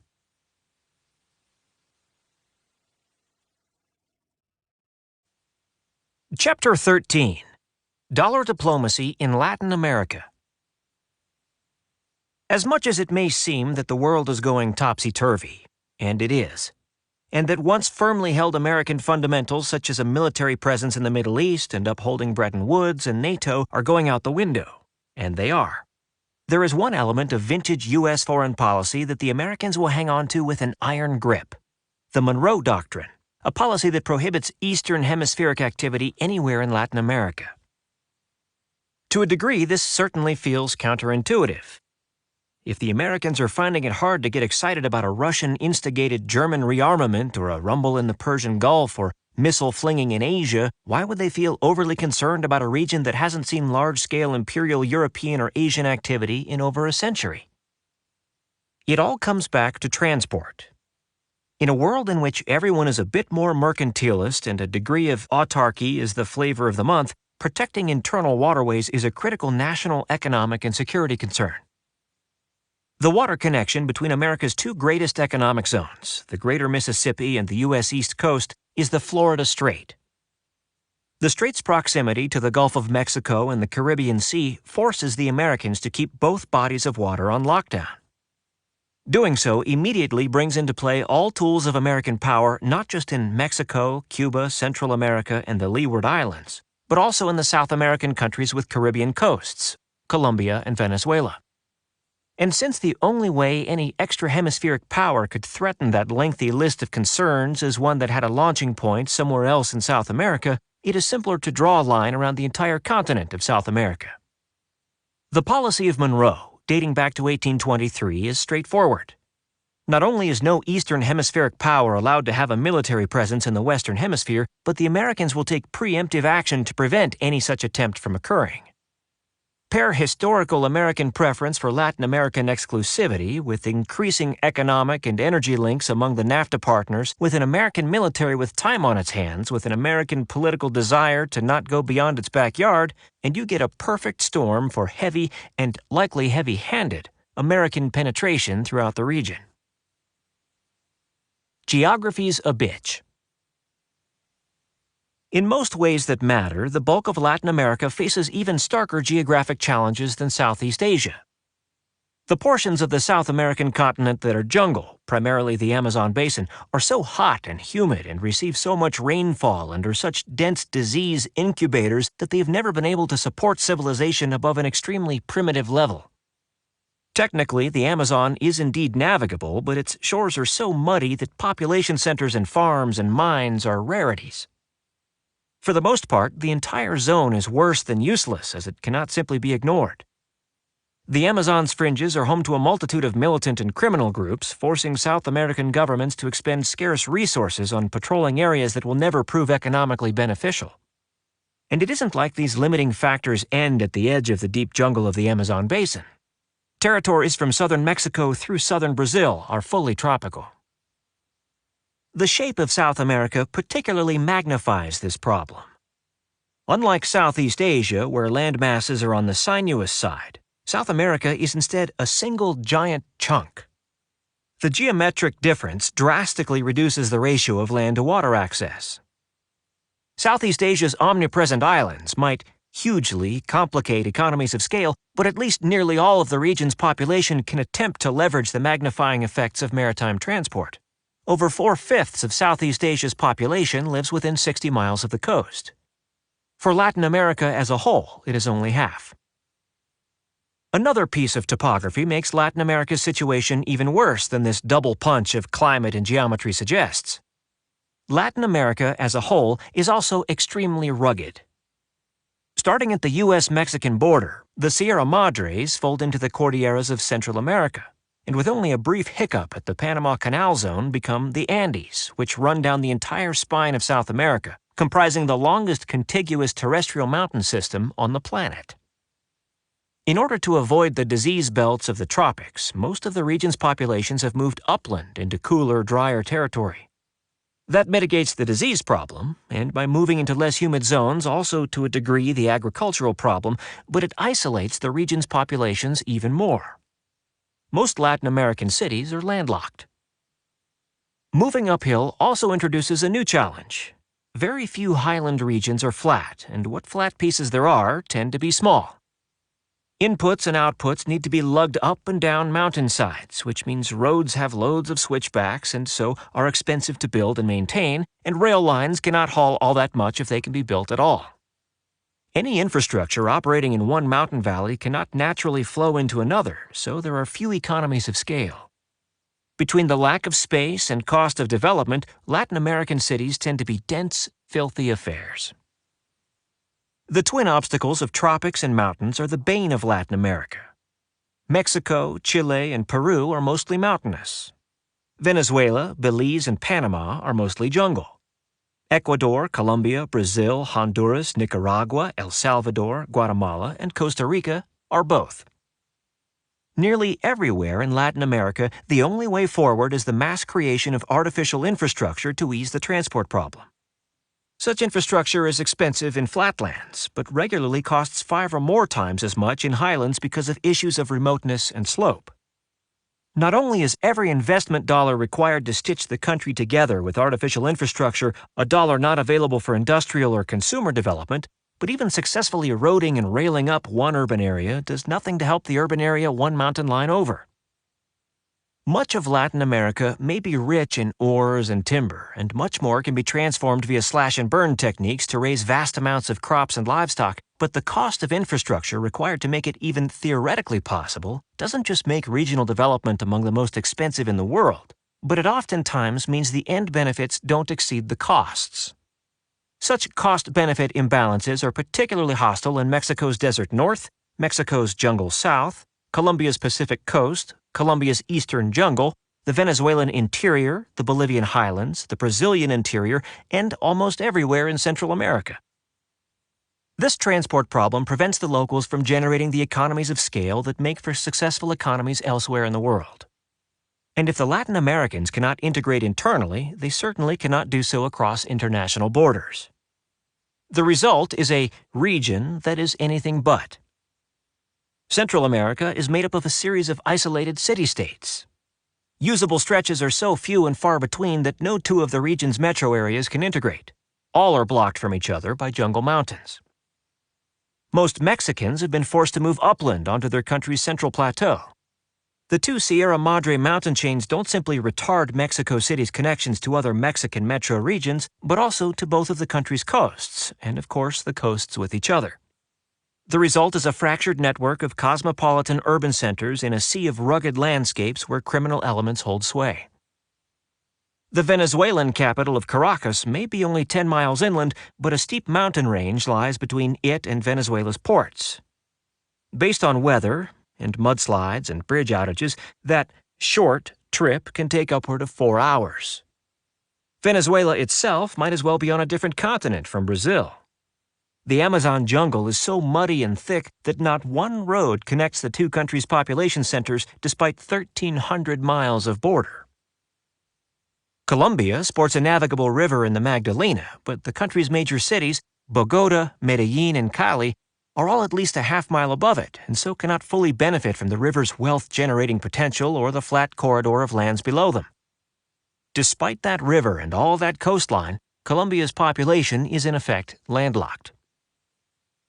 Most Chileans live in a single mountain valley just inland from the Pacific with their backs to the Andes. Unlike the jungle-cloaked Andes further north, the Argentine-Chilean Andes are both the tallest mountains in the hemisphere and far enough south to have permanent snowcaps. Winter storms regularly sever all road and rail traffic between Chile and Argentina. A 2,100-mile stretch of South America's Pacific coast is hard desert, keeping Santiago and Lima, the capital of Peru, as separated as any jungle or mountain. The desert also separates Lima from the bulk of the Peruvians who live high in the Peruvian Andes.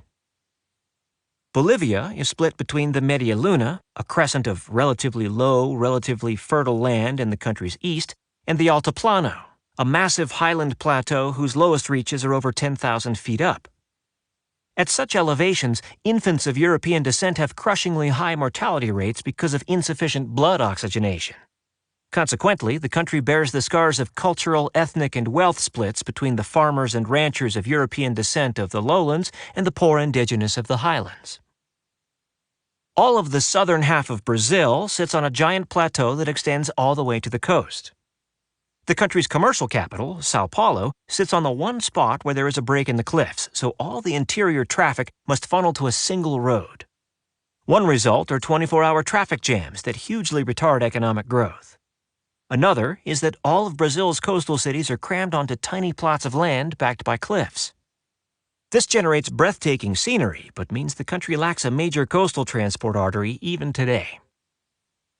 Reaching out to the neighbors, whether those neighbors are beyond the region, within the region, or even co-nationals, is next to impossible.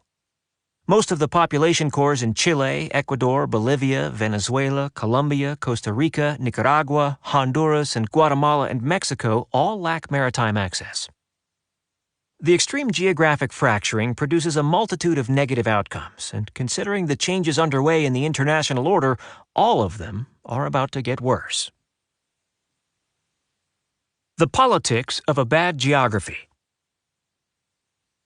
The economic and political systems of the South American countries are not like the American system.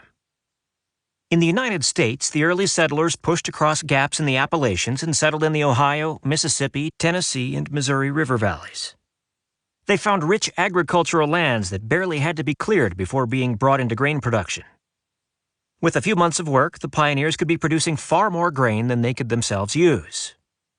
Using the cheap transport capacity of the greater Mississippi system, the pioneers could ship that excess grain downriver to St. Louis, New Orleans, and then out to the wider world. Shipping depots popped up along the length of the river to help the farmers haul and package the grain. These depots eventually added services that the farmers found useful: blacksmiths, banks, schools, becoming small towns. Local economic needs led to regional economic development, which became a global economic phenomenon, all without much central planning or taxpayer commitments. As these small towns grew, labor naturally specialized and became more highly skilled, while economies of scale proliferated up and down the rivers, becoming particularly strong and concentrated at both the head and foot of a river's navigation, or where two or more rivers merged. Cities like Pittsburgh, Minneapolis, St. Louis, and New Orleans became easily replicated examples of the power of the American development experience. This organic growth and development became the backbone of not just the American economic system, but its political system as well. Smallholders set up around small towns along a unified network granted by nature created a sense of can-do individualism and community that penetrates deeply into the American psyche even today.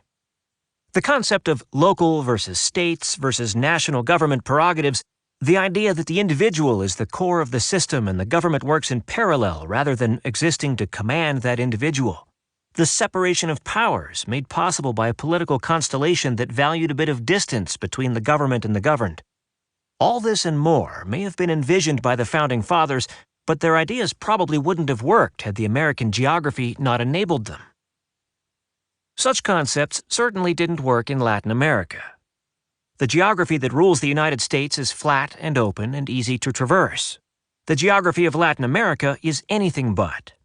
Rivers are not navigable, and what arable land there is doesn't exist in big chunks like the greater Midwest, complicating development and largely prohibiting economies of scale. There is one exception to this rule. One area of the southern cone is pretty fabulous. We'll get to that in a bit. Kept apart by the tyrannies of mountains and jungle, the initial Spanish colonies developed largely in isolation from one another. They tended to be very poor, and their economic focus was almost entirely upon extracting mined products for shipment back to the homeland to financially fuel Spain's wars in Europe. The settlers who tended to dominate were those who showed up on day one with their own cash. It takes time and capital and a lot of effort to hack a farm out of the jungle, not to mention to build the support facilities and mountain roads to make that farm anything other than a subsistence effort. Instead of the poor becoming rich, as was the case in the United States, in the bulk of the rest of the hemisphere, only the rich, who commanded the poor, could carve something useful out of the wilderness. Consequently, Latin America is home to some of the world's most unequal societies. Despite the concerns of many Americans as to the relative wealth of the top 1%, economic inequality is far starker throughout Latin America than it is in the United States. The typical division is between a rich class of landowners who feel, with some credibility, that they personally made the country possible, and the poor class who feel, with some credibility, that they've been exploited the whole time. The local Spanish nomenclature for this rich class of people is jefe. It roughly translates to someone who is the economic, personal, political, and social boss of you. The equivalent in Brazilian Portuguese is caudilho. Even economic growth in Latin America is sharply self-limiting. Since the preferred regional business, whether foreign or jefe-run, tends to be low-valued industries such as tropical agriculture, mining, and basic processing, and since population centers are so balkanized, there is no built-in economic need for higher education or labor specialization. You don't need a doctorate degree to pick coffee beans, and your jefe certainly isn't going to help you get one. This chronic skill shortage does more than limit upward social mobility and individual wealth. Whenever a Latin American country does manage to generate a bit of economic growth, the tiny supply of skilled labor is quickly brought into play and rapidly depleted. Skilled labor costs skyrocket, inflation explodes, and the economy dies back. Similarly, during commodity booms, all the ore and grain exports bring in hard currency, sending the local currency sky high. That appreciation destroys the competitiveness of anything that's more value-added, like manufacturing. The only Latin Americans who can cope with such cycles are those who begin the cycle with the ability to tap overseas labor or markets, the jefes. Good times or bad, expansion or recession, everything that happens just deepens the divides. Lack of capital combined with such social stratification generates extreme political divides as well. The jefes believe that since their fiefdoms provide everything from jobs to services to physical infrastructure, and since those fiefdoms would have never existed without jefe money, efforts, and foresight, that there is no good reason why each individual jefe should not be the one calling the shots in the fiefdoms. Latin American labor, in contrast, sees everything that has been achieved in modern Latin American societies as being achieved by their exploitation. Americans argue about what the United States should and/or could be. Latin Americans argue over who their countries belong to. As such, Latin American politics take a far more visceral, bare-knuckled, and winner-take-all mentality. Social historians will note that the Latin American development model has more than a few echoes of the U.S. Deep South model, complete with economic inequality, jefe economics, and commodity-driven systems. The sorts of personalities who pass as political moderates in the United States, people like George W. Bush or Barack Obama, are largely unheard of in South America. Latin American politics teem with character assassination, and sometimes actual assassination. Shifts in administration lead to massive changes in national policy that impact everything from how the Constitution reads to whether having a deed to your house or farm means you actually own it. Coups and counter-coups are common. And often, the military feels obliged to throw coups of its own to prevent the pendulum from swinging too far one way or another, typically introducing a whole new level of instability. Perhaps of greatest concern is that these challenges are about to get worse. Countries with navigable rivers have a leg up on the competition because their baseline transport system is free. Countries with difficult terrain, like most of those in Latin America, tend to always be catching up because they need to shell out scarce capital for the sort of infrastructure that comes easy to others. The volume of capital globally is in the process of contracting because of the global demographic crunch. By 2022, the majority of the developed world's baby boomer generation will be in retirement. Any infrastructure that isn't completed by then will face great challenges attracting funding. The region's economic structure compounds this mounting capital shortage. Because of the challenges Latin America faces when it comes to integration and economies of scale and wealth and development, Most investors, whether domestic or foreign, are fairly picky, favoring very specific sorts of projects. They don't want to deal with any sort of finished goods, since the local problems with skilled labor and labor costs and supply chains give almost any part of the world a competitive advantage over Latin America. Even in Chile and Argentina, which boast the region's deepest wells of skilled labor, labor productivity is 1/3 less than the OECD average. Most investors don't even want intermediate products. Not only do Latin American products tend to be below global norms in terms of quality and above global norms in terms of cost because of infrastructure and skilled labor constraints, but should anything happen to any of that expensive, weak, fragmented, internal regional infrastructure, the investor's global supply chain would have a bottleneck in some mountain pass that no one outside of south-central Ecuador had ever heard of. Consequently, nearly all investments in Latin America are either into services, a sector in which pent-up demand is massive, or into primary commodities like timber or soy or iron ore, which can be exported for hard currency. When the disorder hits, the number of locations around the world that will continue to seek massive supplies of the sorts of inputs that have traditionally attracted capital to Latin America will shrivel. Just as the ability of shippers to shuttle such inputs across the globe collapses, just as the amount of capital available globally shrinks. This will be disastrous for a great many players for a great many reasons, but will perhaps be the worst for those countries who once earned their druthers by producing the base materials in the first place. The result will be a triple hit to almost every Latin American country's efforts to claw its way out of the hole that geography has buried them in. Finally, unlike Southeast Asia, South America is not on the way to anywhere. South America, especially the southern half, is shockingly remote. The distance from Buenos Aires to London is nearly 7,000 miles. Santiago to Tokyo or Shanghai is about 11,000. And because of the spike-shaped nature of South America, getting around the Andes is quite the chore. The flight from Lima to Sao Paulo might only be 2,160 miles, about the distance from New York to Phoenix, but if you want to move cargo and avoid the Andes and Amazon, it's more than a 6,000-mile sail. Any economic development that happens in South America will have to happen because South Americans make it happen, rather than the region piggybacking on someone else's development boom. And since the continent has minimal geographic impetus for development, don't expect any vast regional supply chain network like what is in the process of forming up in Southeast Asia. The three exceptions. Yet Latin America still looks better than the vast bulk of the rest of the planet. Just as most of the region's geographic features argue for its technical backwardness, poverty, runaway inflation, inequality of all types, and all-around poor prospects, a different sort of economic development is about to boom. It all comes down to three exceptions. First, the region does not need to worry about war. The very factors that constrain interaction among Latin America's peoples and urban centers and countries also retard interaction among Latin America's militaries. The Latin American geography is so rugged that each and every Latin American country need not fear invasion from any of its neighbors. There is no insecure Russia or Saudi Arabia, nor is there a Japan with the means and need to assault its neighbors, or a Germany that could flip its industrial production from civilian to military goods.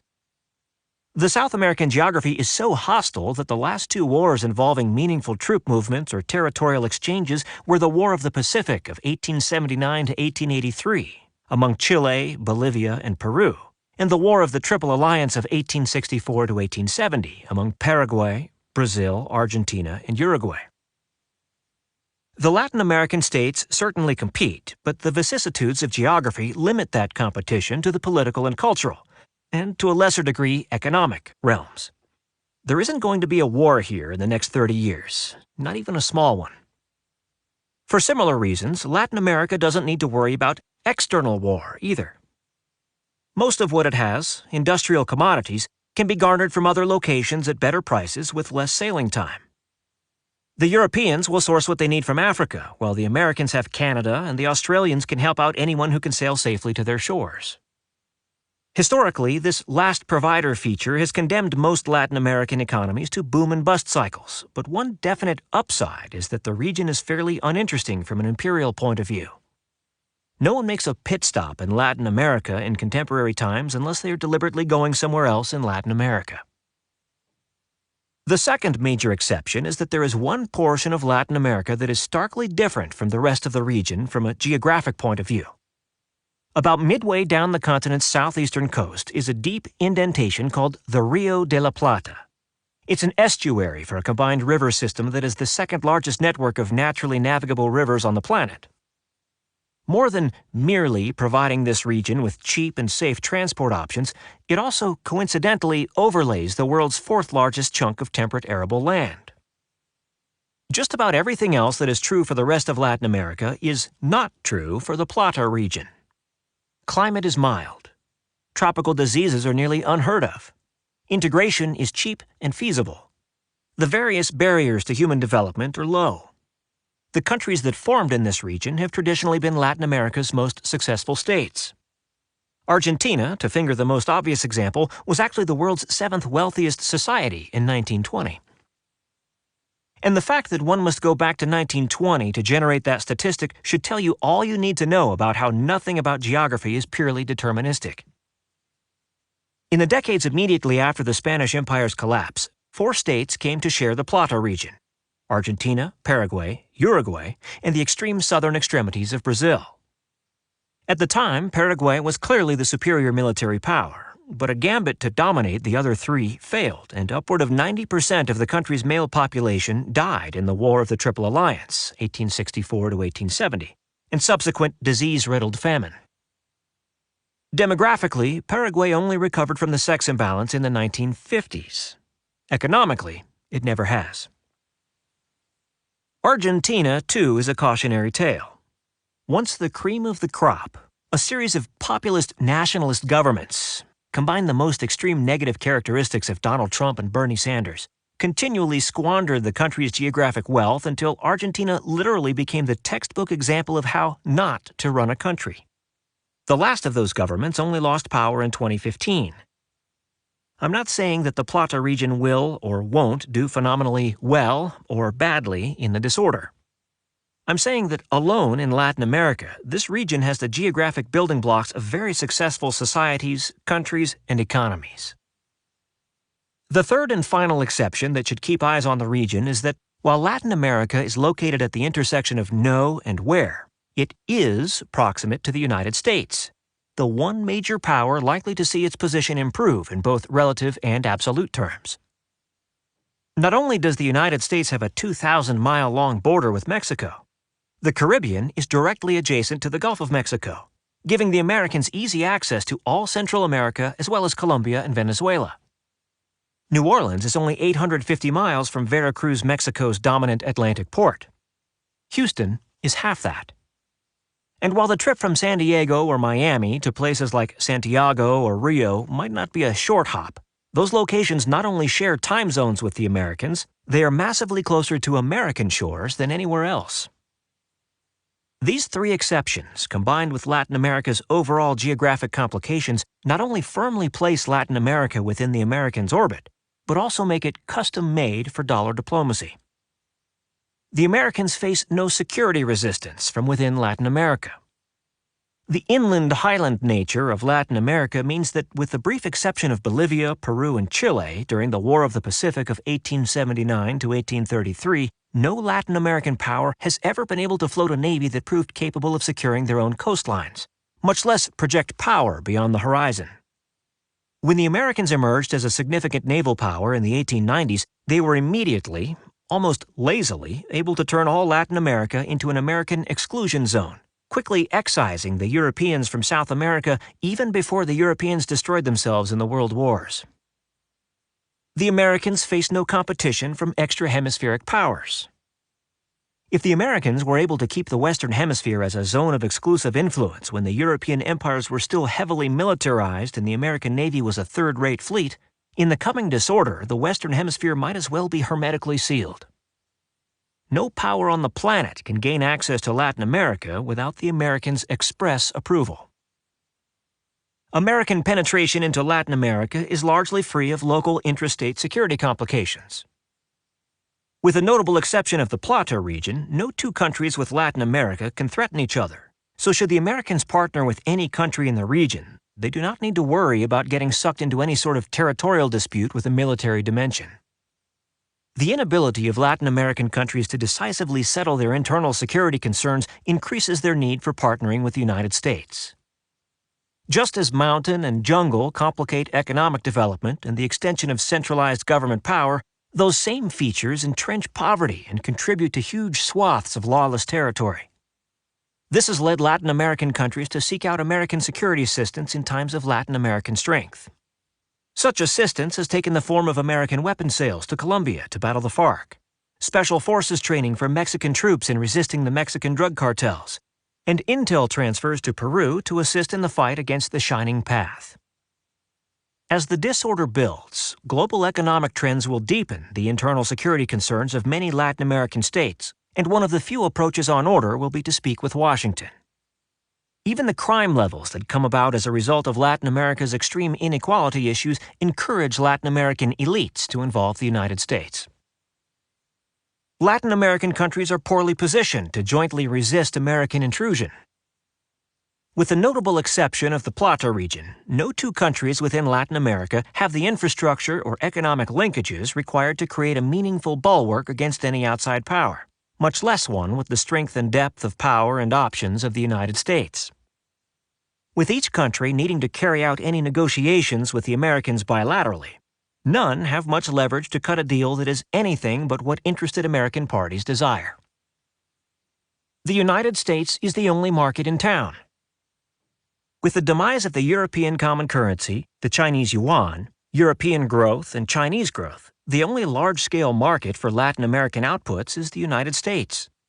Even rising demand out of Southeast Asia is more likely to be met by an Australia whose production and shipping costs are lower, and who has a national security interest in making Southeast Asia successful. The United States is the only option for reaching non-U.S. markets.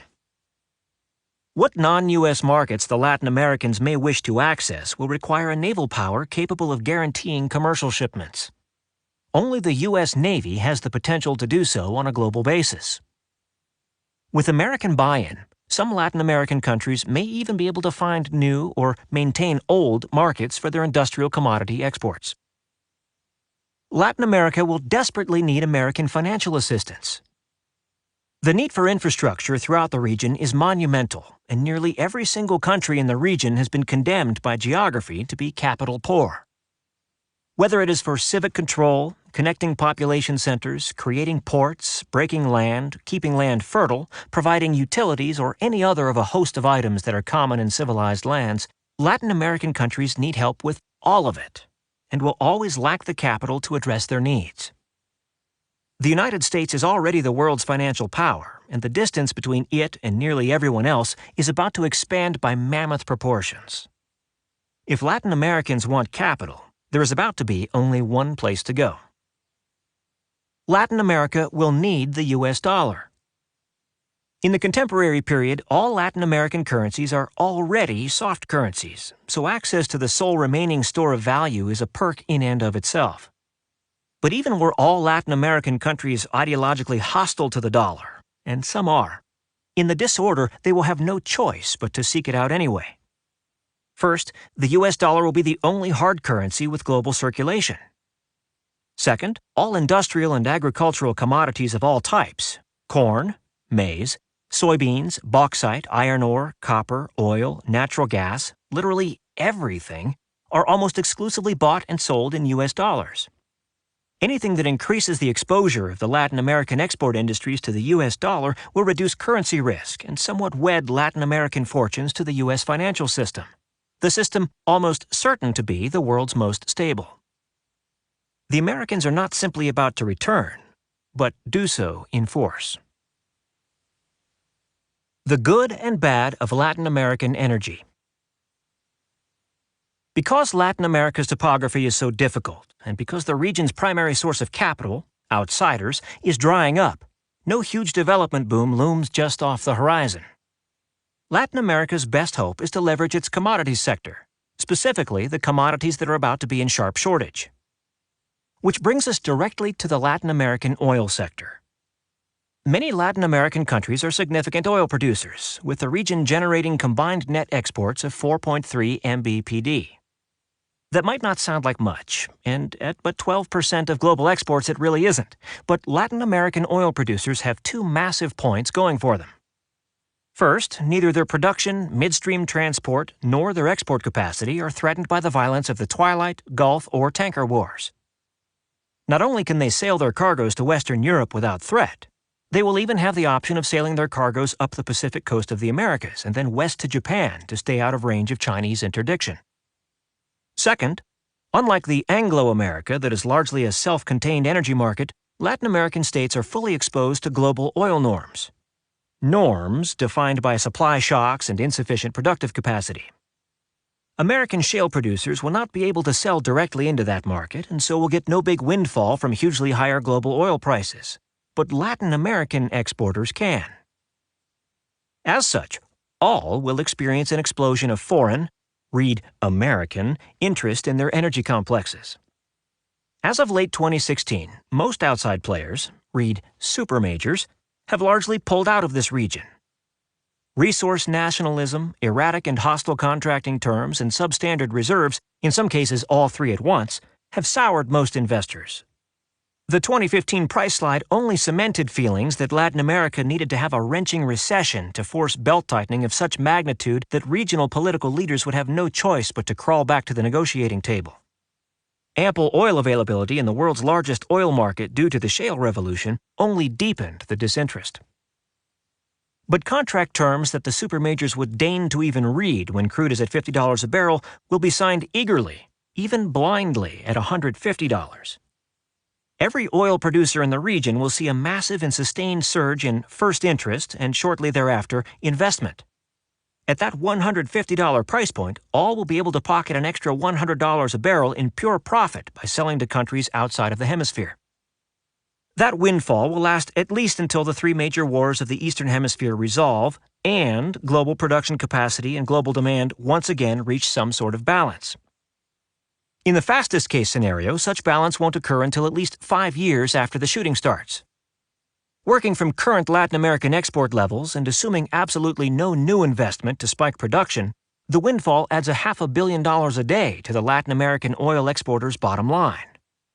For a region that is consistently capital-starved and riven by internal social malaise, this is nothing less than manna from heaven. But even this brilliant silver lining has an ominous cloud attached. It all comes back to the region's built-in economic inequality. Guess which class of Latin Americans owns the energy complexes and so benefits from global price rises? Guess which class has to purchase energy and so suffers from global price rises? Far from providing Latin America with a chance to address and heal its economic inequalities, the oil windfall is likely to exacerbate them. Traditionally, Latin American states have chosen to use energy subsidies to square the circle. Mexico subsidizes gasoline. Argentina subsidizes electricity and natural gas. Venezuela subsidizes pretty much everything. The costs are about to skyrocket. Shielding the Venezuelan population from the impact of the global carnage to come will run about $100 million a day, or nearly 9% of GDP. For comparison, the United States spends 1/3 that proportion on its military. Every exporter is about to face a tough choice.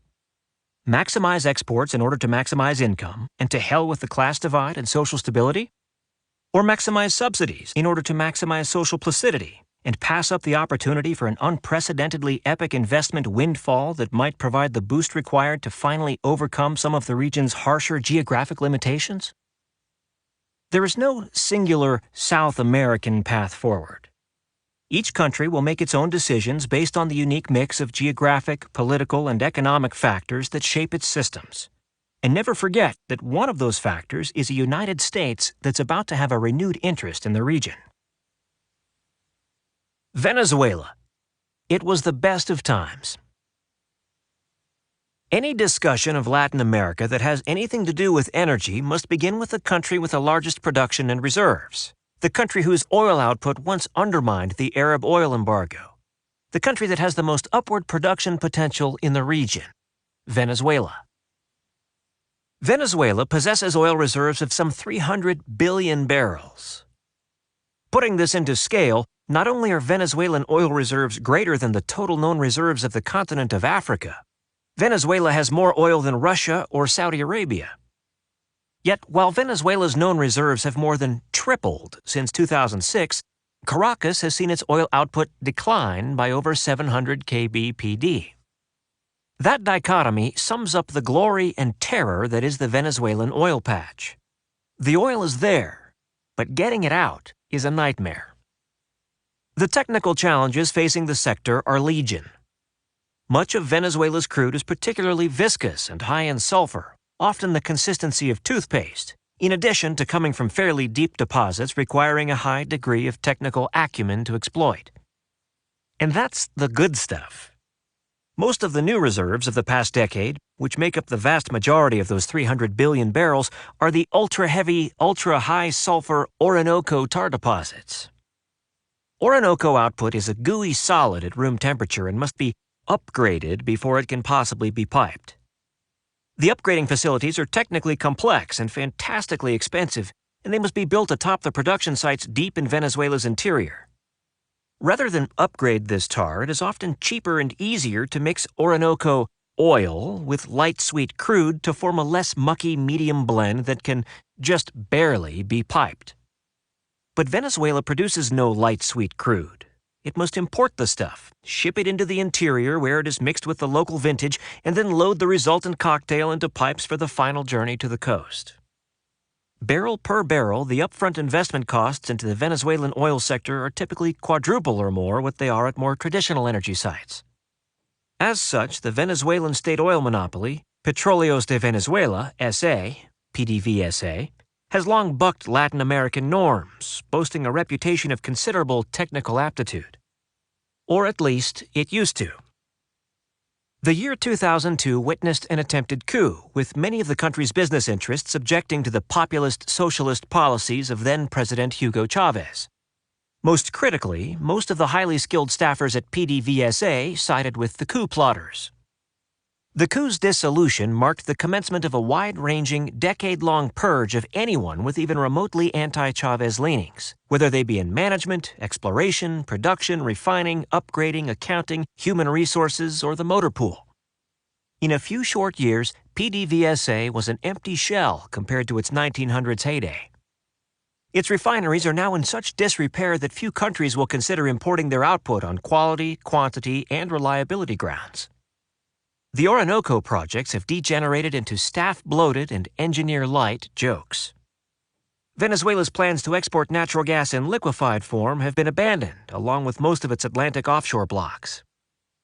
In the aftermath of a politically driven decision to nationalize some foreign holdings in 2007, among them ExxonMobil's, most foreign firms have left, taking away not just their investment dollars, but also their much-needed technical expertise. Venezuela has fallen so far, it even resorted briefly to importing natural gas from regional competitor Colombia, simply to keep the electricity on at the country's western oil fields. At the time of this writing, most international airlines have stopped flying to or from Venezuela because they cannot get paid in hard currency. Maracaibo Bay, once host to one of the world's top oil provinces, is plagued by pirates. Live on boats, raid the coast to extort, kidnap, and rape. Pirates. Yet the global environment is changing, and that may be all that matters. In a world of oversupplied, cheap crude, Venezuela is a pathetic has-been barely worthy of a map label. But in a world of Eastern Hemisphere supply shocks and expensive oil, Venezuela is a place where every large energy firm on the planet will want to be. The turnaround will not happen overnight. 18 years of Chavismo will be difficult to repair. Any new investment by Western oil majors will first be aimed at stabilizing oil production and rehabilitating transportation and refinery infrastructure. Only then can there be meaningful thoughts about greenfield investments in the Orinoco or offshore. And all of this will take time. While a half-decade should be enough to bring Venezuela back to its pre-Chavez output levels, any new output beyond that point will require scores of billions of investment into new pipes and upgraders and export capacity. There are two poison pills. First, Venezuela is not a nice place, and I'm not talking about the business-unfriendly attitude of the Chavista government. Venezuela's political culture is the most violent in the Western Hemisphere. Urban poor, urban gangs, natives in the jungle, rangers who take the law into their own hands, cocaine smugglers, local politicos who maintain their own militias, dynasties who maintain their own private armies.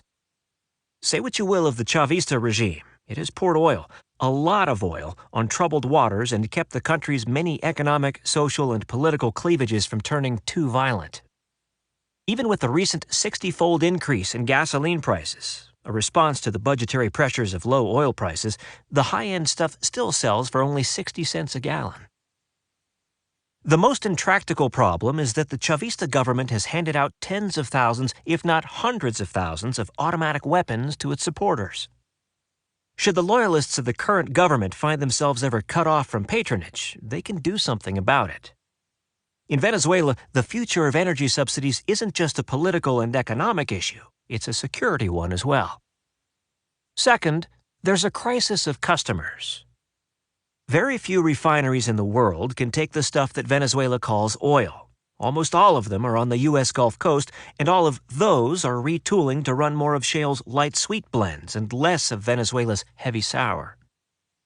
Making matters worse, as investment brings more Orinoco crude online, the quality of Venezuela's overall crude grade will drop even further. One of three things must happen. First, importers must undergo massive refinery upgrades to be able to turn Venezuelan sludge into useful product. This would result in a very short list of potential customers who would be able to demand substantial price discounts out of the Venezuelans, who have so few potential customers in the first place. The leading would-be customers are those few places with partial infrastructure in place, or the technical capacity to modify what they have. India is the leading candidate in the former category, but the supertanker sale from Venezuela to India is more than halfway around the world. It's hard to see such a supply route working in the world to come unless there is a naval power far more competent than India or Venezuela ensuring the shipments. Germany is certainly in the top slot for the second category, and Germany and PDVSA did have an oil supply relationship pre-Chavez. But sailing crude into the northern European war zone is far from a risk-free business proposition. The second path Venezuelan crude could flow into would be an international multi-step supply chain that blends Venezuela's sludge with a higher quality oil, for example, Algerian condensate or Bonny Light from Nigeria, to form a medium blend that less advanced refineries can stomach. With either of the first two options, Venezuela will be part of a complicated, expensive, multinational energy supply chain in an era in which simplicity, economy, and bilateral relations will be the norm. Should one piece fall out of place, or one country get its knickers in a bunch, or lose its knickers altogether, the entire system crashes and the Venezuelan energy sector simply shuts down because there's nowhere in the world you can store large oil flows for more than a few days. Of potential partners, by far the best option would be Italy, which will be eager to diversify away from Russia, Persian Gulf, and Libyan crudes no matter what happens in the Twilight or Gulf Wars. There is a third option. Partner with the United States. All three of the American supermajors have extensive experience in the Venezuelan oil patch. All three now hold underutilized refining capacity on the U.S. Gulf Coast that could take Venezuelan crude. All three have been burned, yet all three would be itching to go back in a high-price environment. And, of course, the U.S. Navy would be available to help deliver the resultant refined product onto a fuel-hungry world. There are just two problems. The Venezuelan government loathes the United States and would not consider an American-Venezuelan partnership their first, or second, or third, or fourth choice. Second, the primary reason the Americans would be interested is they'd make boatloads of money that Caracas would rather make for itself. Venezuela would in essence be selling crude into the American market below $70 a barrel, while the Americans would then resell the refined product into a global market where crude is at $150 or more. Unfortunately for Venezuela, this is likely the only option they'll have. Venezuela's energy sector has degraded so much that it cannot thrive unless its exports are managed by a powerful foreign force. Global transport logistics and global capital shortages make every non-American option nearly impossible, and the Americans have more than enough leverage to make things go their way. In addition to the tech and capital and experience required to overhaul the Venezuelan oil complex, Venezuela has long been an importer of everything from washing machines to beer to wheat to toilet paper. 2 decades of Chavista economic management has devastated not simply the oil sector, but every economic sector. Venezuela requires a top-to-bottom overhaul of damn near everything. And the country's internal security situation demands that whoever is doing that overhaul is pretty good at protecting themselves. Venezuela is about to become the poster child for just how effective dollar diplomacy can be. The U.S. supermajors may not actually own Venezuela, but they will command every part of the production, export, transport, mixing, refining, distribution, and retail process that will actually provide Caracas with its energy income. The only question is whether the Venezuelan government will accede to the inevitable and try to scratch out the best deal possible in a cooperative manner, or resist to the end and risk getting cut out of windfall completely. Brazil. It was the worst of times.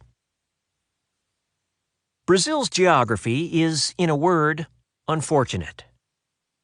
Cities like Rio de Janeiro have become famous for the stunning shots of communities clinging to cliff sides and the dramatic views of highlands jutting beyond the coast. But for all pretty postcards they've inspired, these cliffs have long stymied the Brazilian economy.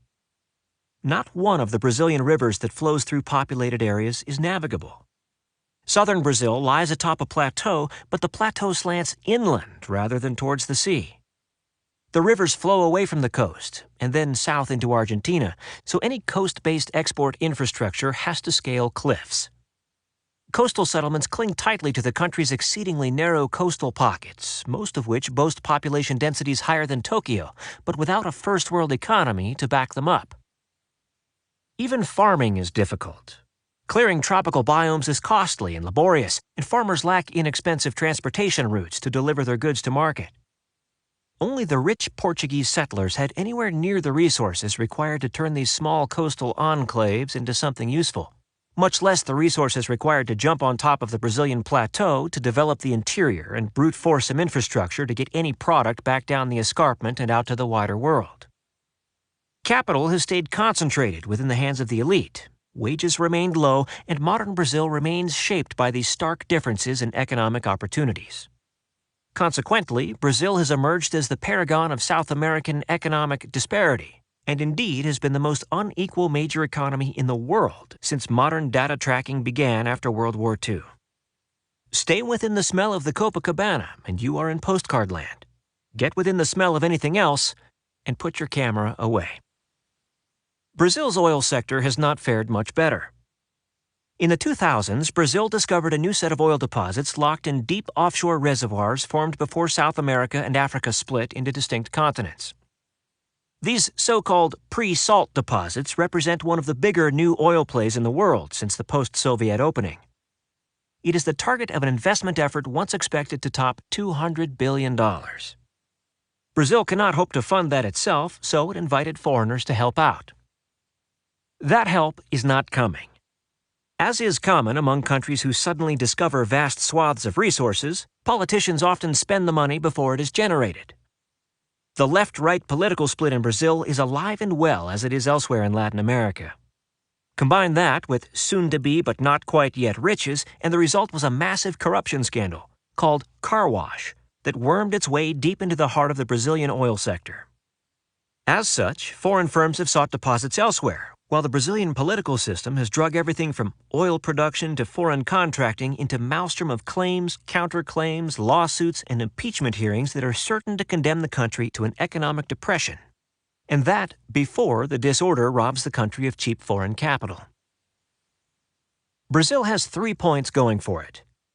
First, unlike Venezuela, where the bulk of oil production is onshore and so every aspect of production and transport has become politicized, in Brazil, the petroleum is offshore and highly resistant to local disruptions. Or at least technical and security disruptions. Political disruptions the Brazilians have in spades.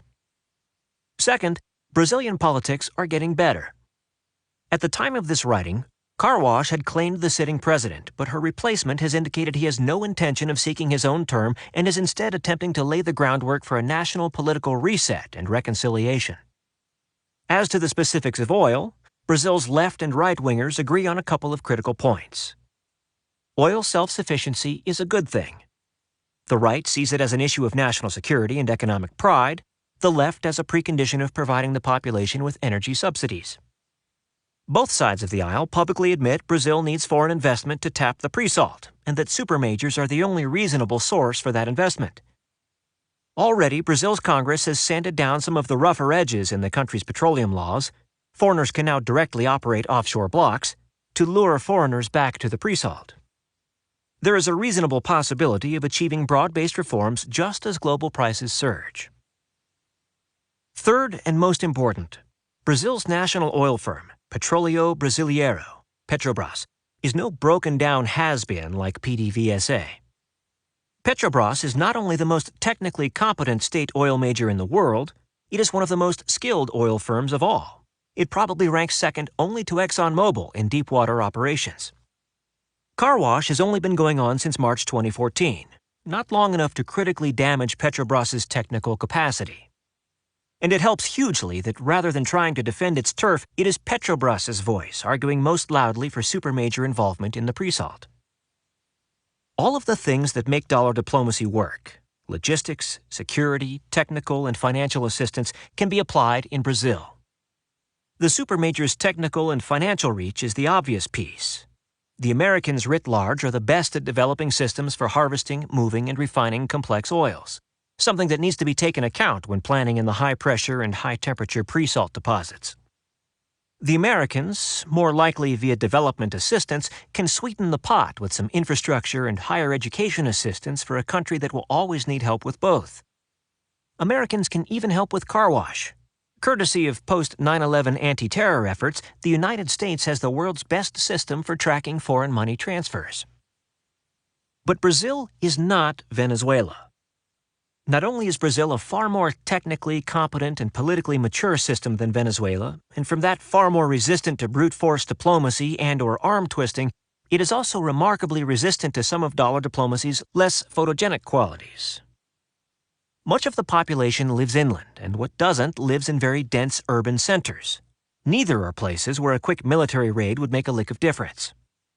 Moreover, what the Americans are most interested in, the pre-salt oil, is offshore and needs to be connected to onshore processing, refining, and export facilities. There are too many moving parts and too many environments to do any of it without the Brazilians' complete buy-in.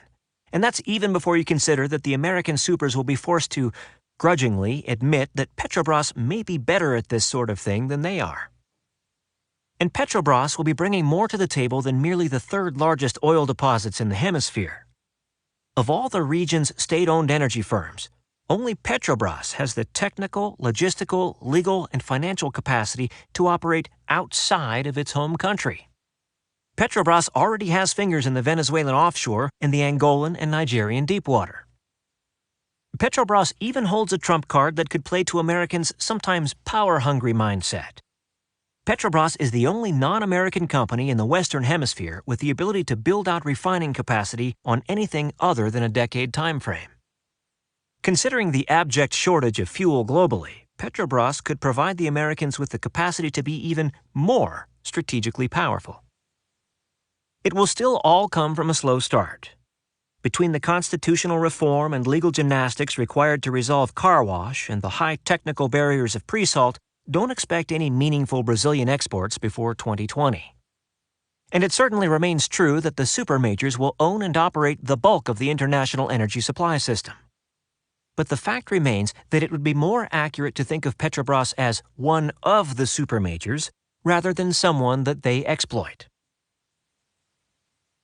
Argentina. Vision of the future. For decades, Argentina has been its own special case. The northern territories that are home to the vast bulk of its population are among the world's most fertile. In the same area flow the navigable waterways of the Parana, Uruguay, Paraguay, and Silver, Plata rivers, collectively known as the Rio de la Plata region. This is South America's answer to the American Midwest, a large, contiguous piece of high-quality land overlain almost perfectly by an interconnected, navigable waterway network. Argentina should be a major global power, and for a time it was. As recently as 1920, Argentina was among the world's richest countries. It has since been waylaid by politics, particularly those that involve the iconization of Juan Domingo Perón. Perón, and in particular the fawning political ideology that followed his rule, institutionalized a particularly damaging type of politics that mingled aspects of populism, socialism, and fascism. The most recent incarnation of Peronism ruled Argentina from 2003 to 2015 and, to be blunt, drove the economy into the ground. Peronist policies led to a complete cutoff from global capital markets, a gutting of the country's various pension plans to pay for pet projects, and an end to country's position as a major exporter of a wide variety of agricultural and industrial commodities. In essence, Argentina devolved from its previous position as the region's paragon to a state that was gnawing on its bones. In 2012, Buenos Aires nationalized the local branch of Repsol, a Spanish-owned company that ran the Argentine oil sector. Yet, despite all this, Argentina's statist approach has actually landed it with an opportunity that is nearly unique. The Peronist government heavily subsidized electricity rates in order to garner public support. Such subsidies send demand sky high, but because of price ceilings, no one wants to invest in production, forcing the government to pay full global market prices for imports. To partially address this problem, Buenos Aires also set a minimum price, $67 BOED, that energy firms could earn for selling domestically produced oil and nat gas to the government. At the end of the day, the government still provides energy to the people at a loss, but it is now a known loss, and so private companies have the contract clarity they need to invest. The result has been not simply a boom in oil and natural gas output, but a boom in shale activity. Argentina's shales are among the most geologically favorable in the world, thick, broad, oozing with petrocarbons, and intermixed with most of Argentina's existing conventional oil and nat gas deposits and infrastructure. Almost all in areas that have more than sufficient freshwater to supply a local shale revolution. At the time of this writing, only Canada and the United States are producing more petroleum from shale than Argentina, and all that under a Peronist government. And now that government is gone. In November 2015, the Peronist government was voted out of office, and its successor is, if anything, staunchly anti-Peronist. Regulations are being revamped, foreigners are being courted, debts are being settled, and in general, everything about how Argentina functions is being overhauled. There is much reason to have hope for Argentina. The country's geographic blessings are such that it wouldn't take a particularly creative or orthodox policy for Argentina to significantly expand its role in global wheat, soy, corn, pork, beef, natural gas, and oil markets in a few short years. And that assumes energy prices stay weak. In a world of oil at $150 or more, precious little of Argentina's long-standing tradition of shooting itself in the foot will matter, even if the Peronists return to power. Even Argentina's physical remove from the rest of the planet is turning into a positive. Located as it is at the southern end of South America, Argentina is fairly well positioned to sell into either the Atlantic or Pacific Basin. Any Argentine exports can take their pick of whichever client, price regime, or security regime makes the most sense at the time. And since any Argentine crude exports will be shale-sourced, they will earn the premium that all light sweet blends do. Thinking more locally, Argentina is about to reprise its role as a major regional energy supplier. Before 2002, Argentina was the Southern Cone's primary nat gas exporter. The flows only stopped because the Peronists so thoroughly destroyed the country's nat gas production. All the transmission infrastructure is still in place, but it is either standing idle or instead shipping much smaller volumes of Bolivian natural gas. All Argentina needs to be the region's indispensable country is a shale revolution that is already well underway. That's great for everyone. Well, everyone except Bolivia, who can only stand by and watch as lower-cost Argentine nat gas destroys Bolivia's largest source of export income. The opportunities for expansion in agriculture, manufacturing, and finance broadly mirror the opportunities in energy. Much of the country needs an overhaul. Its industrial base, utility, road, rail, and port infrastructure haven't seen any meaningful maintenance since 2000, but that is something that can be achieved with local labor at a fairly low cost. The country's low elevations and temperate climate make it the exception to everything that is wrong about the rest of Latin America. There is but one complication. While Argentina probably has the money and expertise to reformulate any of its economic sectors, it lacks the money and expertise to reformulate all of them at the same time. Between all this potential and such an obvious shortfall, American interest in all things Argentine will be deep, broad, and intense, to the point that all the American money, personnel, and tech that will pour in will feel to some like an invasion. And since even in a bad year with a bad government, Argentina still looks pretty good, expect sparks to fly at the intersection of companies, governments, Americans, and Argentine. Trinidad and Tobago, a bridge to somewhere. Traditionally, Trinidad and Tobago, TNT's gold isn't so much black, but instead fizzy. TNT is a hemispheric leader not just in nat gas, but all the things you can do with it. It sports a large LNG export infrastructure, as well as the world's largest ammonia and methanol fabrication and export facilities. Nat gas and associated byproducts will continue to form the cornerstone of the domestic energy sector, and therein lies the problem. TNT is too close to the United States, a country that is swimming in waste nat gas. And since TNT's nat gas come from aging offshore deposits, there is simply no way for TNT to compete in either the American market or any regional market the Americans touch. The competition will be crushing for almost all aspects of TNT's nat gas business. The one massive exception will be LNG, which will be in such demand in Europe and Northeast Asia that there will be more than enough market for everyone.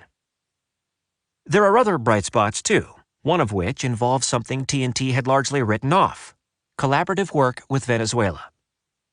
TNT boasts one of the very few refineries custom-built to run Venezuelan heavy crude.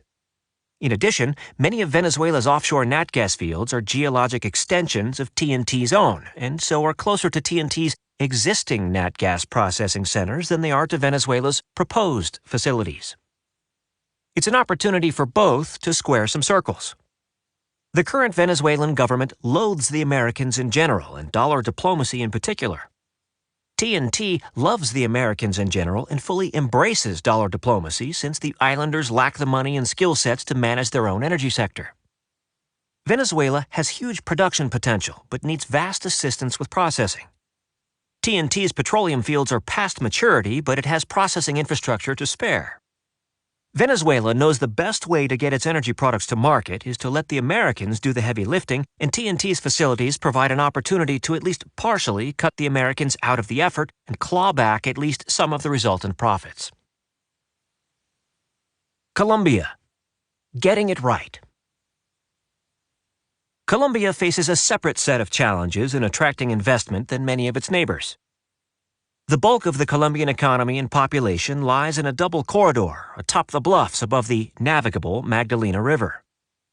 But this corridor accounts for less than 1/10 of the country's land area, with the bulk of the remainder made up of rugged terrain and/or jungle. Colombia's vibrant cosmopolitan midlands have long commanded the country's economic and political systems, while the largely disenfranchised highlanders have existed in a state of open rebellion for decades. The result is a mix of narco, guerrilla, and terror groups, the biggest constellation of which is the Fuerzas Armadas Revolucionarias de Colombia, more commonly known as the FARC. Colombia's energy reserves lie almost exclusively in the FARC's backyard. This has forced Colombia to be very good. Good at fighting insurgents, even should those insurgents enjoy popular support. Good at protecting oil workers who work in the back of Beyond. Good at repairing pipelines that have been subject to daily attacks for decades. Good at producing oil from fields that are past maturity. Good at providing contractual terms to foreign firms so that they're willing to overlook both the security concerns and the middling quality and smallish nature of Colombia's energy reserves. All told, Colombia doesn't simply have the best package. In terms of security support, physical infrastructure, local talent, and cooperation with outsiders of any Latin American country, they have one of the best in the world. During the past 2 decades, the Colombian electorate had goaded the political establishment into resolving the civil war. One of the results has been a succession of centrist and rightist governments that have ramped up military spending to win the war in conventional terms, proactively seek out American assistance to the same end, and to force the FARC into meaningful negotiations. As a side effect of these governments' alignments, Colombia's business environment has evolved in the opposite direction of most of the continent, becoming more business-friendly rather than less, even as the country's security concerns have become less intense. The stage is set for a vast improvement in Colombia's position. In 2016, the FARC rebellion is segueing into a truth and reconciliation process that may involve, among other things, mass pardons for some FARC members, prison sentences for others, and an integration of FARC's political wing into the rank and file of Colombian society. There is still a long way to go socially, regionally, and politically, but much of the heavy lifting has already been done. Colombia's decades-long civil war is nearly over. Rather than being the standout in South American politics for its violent political culture, Colombia now stands out in a different way. Most of the rest of the continent is currently struggling with financial crises caused by low energy prices, while Colombia is flirting, cautiously, with an energy renaissance. And it is doing so on the eve of the greatest increase of energy prices in the modern era. The biggest challenge to Colombia's energy future is that its petroleum reserves, in a word, suck. Those reserves are less than 1% that of neighboring Venezuela's, and Colombia's fields are already past maturity. But this isn't new. Despite violence levels and low quality and old fields, between 2003 and 2013, Colombia's oil output nearly doubled due to a good state policy, sound sector management, and the presence of a solid national oil company, Ecopetrol. Add in a global price rise, and Bogota's goal of reaching a sustainable production plateau of 1 MBPD seems reasonable. That should prove particularly true once you factor in that while Brazilians and Venezuelans and Ecuadorians and Argentines will be drawing up the parameters of what will be fundamentally new relationships with outsiders, that those same outsiders will already be hip-deep in already operational Colombian projects. It is as if the Colombians went ahead and implemented dollar diplomacy without waiting for the Americans. Relations at the state and corporate levels are cordial, with a bilateral free trade deal already in place. The war's end is already sparking a vast expansion of American corporate interest in all things Colombian. Energy is merely one piece of the overall picture. And even that forecast assumes no meaningful progress on either Colombia's potential shale sector or its nascent Caribbean offshore zones. Colombia may not be destined to be a Latin American Saudi Arabia, but it will be a sort of Latin American North Sea. Professional, reliable, friendly to outsiders, and a much valued part of the solution to the Eastern Hemisphere's energy crisis. Peru. Inviting trouble. Neighboring Peru is certainly not an oil power, but its natural gas industry is one of the steadily growing success stories on the continent. First meaningful production was but 15 years ago. Now Peru not only meets about half of its electricity needs from nat gas, bringing power to vast swaths of the interior that until recently had none, but it has enough left over to fill South America's only LNG export facility. The income from Peru's new Camisea nat gas project has been enough to massively accelerate Lima's development priorities, particularly the industrial growth around the capital. Peru's largest problem in expanding its energy sector is geographic. Camisea and most of Peru's energy deposits are on the wrong side of the Andes chain, presenting the Peruvians with ongoing infrastructure bottlenecks. Luckily, the Peruvians can read a map, and so are aware of their weakness, and have adopted a mix of regulatory policies designed to attract rather than repel foreign firms. Peru will continue to seek to expand its natural gas sector with an eye toward top-dollar sales to Northeast Asia, but the non-existence of its oil exports will limit the degree to which it can benefit from a higher oil price environment. If anything, Peru will be a net loser. Its 31 million people all need diesel fuel, and Peru produces less than half its needs. Peru is a country where dollar diplomacy could well toe the line between what is viewed as beneficial and meddling.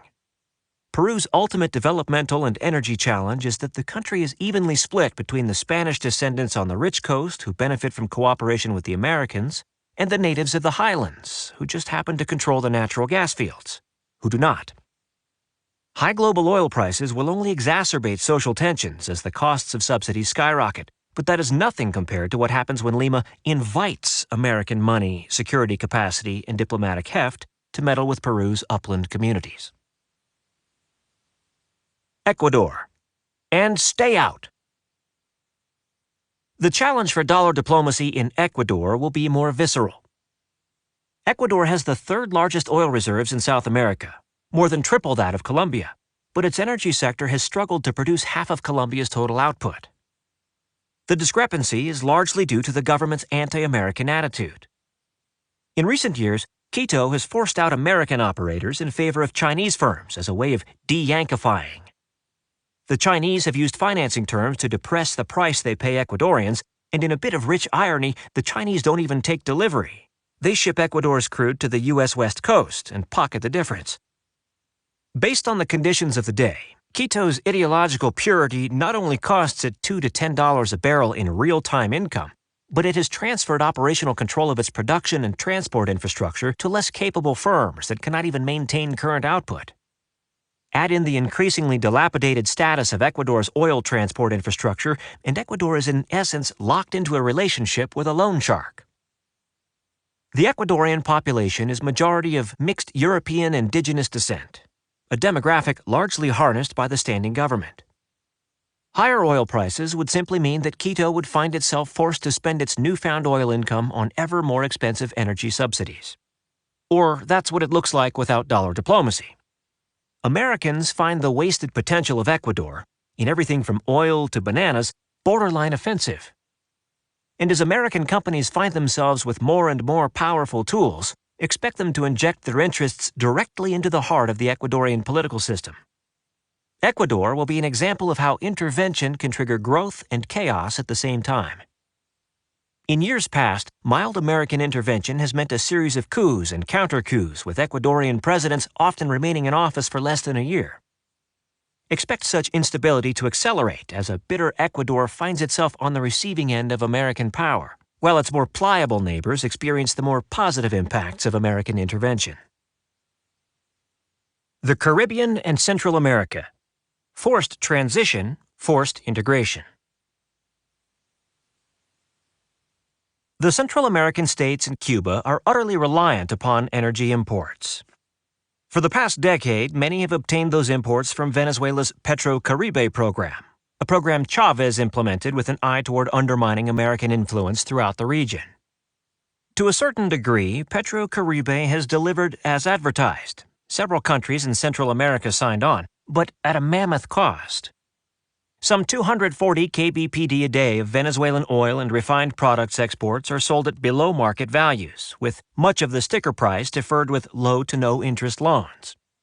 Under the Chavista government, Venezuela's finances have melted, and its ability to simply maintain current output levels is steadily crumbling.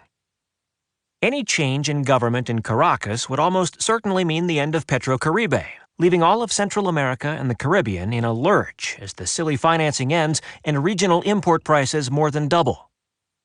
On the upside, there will be no shortages for those who can afford to pay. All the former Petro-Caribe beneficiaries are located at the beginning of the U.S. Gulf Coast's export systems and will be first in line, well, second after Mexico, to grab U.S. refined products. And while it might be cold comfort, regional product sales would still be lower than other buyers who are a hemisphere and perhaps a war away. A deeper discomfort will come from the piercing eyes about to pick apart this entire region. All will find themselves squarely in the sights of U.S. interests. Nowhere will that attention be more focused and sustained than in Cuba. In a more mercantile world, there is no way that a country so close to American waterways could remain as hostile to America as Havana has been since 1959. But the Cubans know full well that while an American retrenchment means less American activity in Africa, Asia, and Europe, it also means far more American activity in the Caribbean. Bereft of any foreign sponsor, Havana has chosen to start the normalization process early so as to limit the inevitable economic and political shocks. After all, Havana knows exactly what a heavily engaged United States feels like. Cuba was a leading target of dollar diplomacy and related foreign policies back in the day, to the point that it was a de facto American colony from 1898 to 1934. This hardly means disaster for the Cubans. American funds are already flooding into Cuba to restore Cuban infrastructure and tourist beaches to their 1950s Vegas-style heyday. Next will come a flood of agricultural investment, both to maximize Cuban sugar production as well as displace all non-American food imports. Finally will come the formal integration of Cuba into North American manufacturing supply chains. And should the Cubans sniff at the degree that Cuba is being transformed into a semi-colony, there will always be the balm of a bit of discount on energy products and the knowledge that an American-leveraged Cuba will be able to eat pretty much all of the Bahamas' current tourism market share. Another big target of dollar diplomacy will be the Caribbean's offshore financial havens. One of the advantages of being the destination for the bulk of the world's capital flight is that there isn't a lot of reason to worry about bank transparency. After all, it isn't like the money fleeing European or Asian or South American domiciles was something that the American taxman could take a piece of. But the environment is changing. In a world where global financial breakdowns are the norm, there is a massive volume of cash in play, and the Americans want all that money to come to them.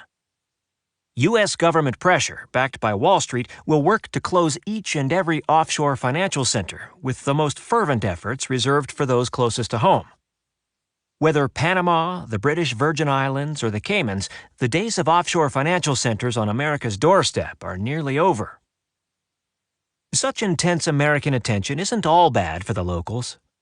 Far from simply seeking to maximize the American advantage, in the belt of countries from Guatemala to Costa Rica, dollar diplomacy will seek to stabilize and strengthen the states themselves because the Americans want them to be strong. As Northeast Asian manufacturing supply chains break down due to war and high energy costs, North American supply chains will snake into Central America and Cuba to take their place.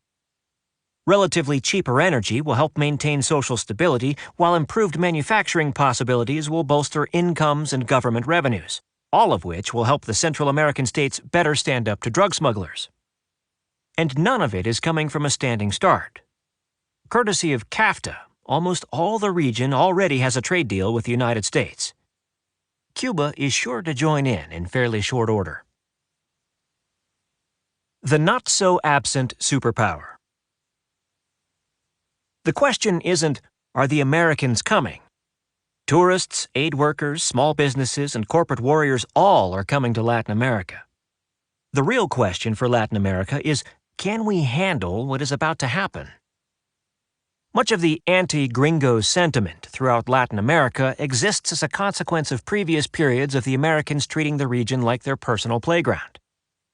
In those periods, various Eastern Hemispheric players may have been in clearly secondary positions to the United States, but they were still able to nibble around the edges.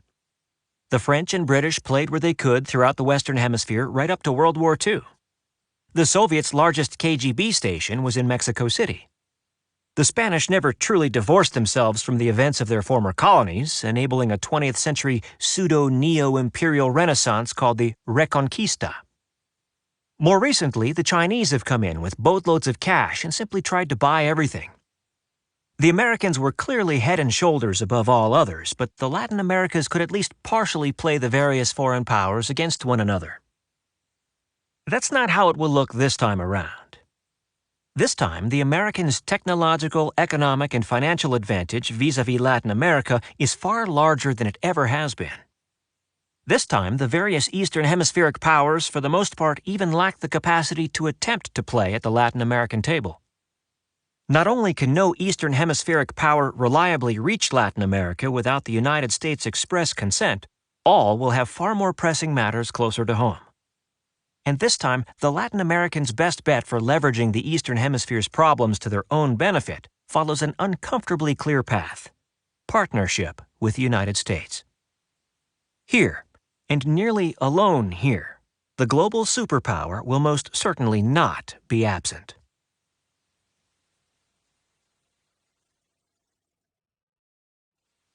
Conclusion: Shale New World. The global transition is already well past the point of no return. American politics have fully flipped in the direction of populism. It isn't simply that Donald Trump was elected president in November 2016, but also that the dominant faction of the Democratic Party has also turned protectionist. The Americans have lost interest in maintaining the global order. The only question is whether the American absence will be deliberate or incidental. Aging cannot be reversed or even stalled. The baby boomers have been marching into retirement for a decade now, and in another decade, nearly all of them will be drawing benefits from the system rather than paying in. Everything from Europe and Japan's financial crises to Brazil's depression are but symptoms of a much wider and deeper capital crunch settling in for the long haul. Shale has long since turned the corner. Break-even prices are not just globally competitive, but continue to trend sharply down. By the time we reach 2019, shale will even be cost-competitive with most Persian Gulf oil projects. Shale didn't start the American withdrawal. That began the day the Berlin Wall fell. Shale won't end it either. The Americans won't return until the day the U.S. government decides the chaos and dysfunction of the disorder unduly impinges upon its interests. But by removing energy dependency, the firmest and most self-interest-driven aspect of U.S. involvement with the wider world, from the mix, shale most certainly accelerates and entrenches the global breakdown. In the meantime, it is the Western Hemisphere's time to shine. It is a net exporter of both food and energy, so it will not need to grapple with any of the de-civilizing trends that are about to so rack the Eastern Hemisphere.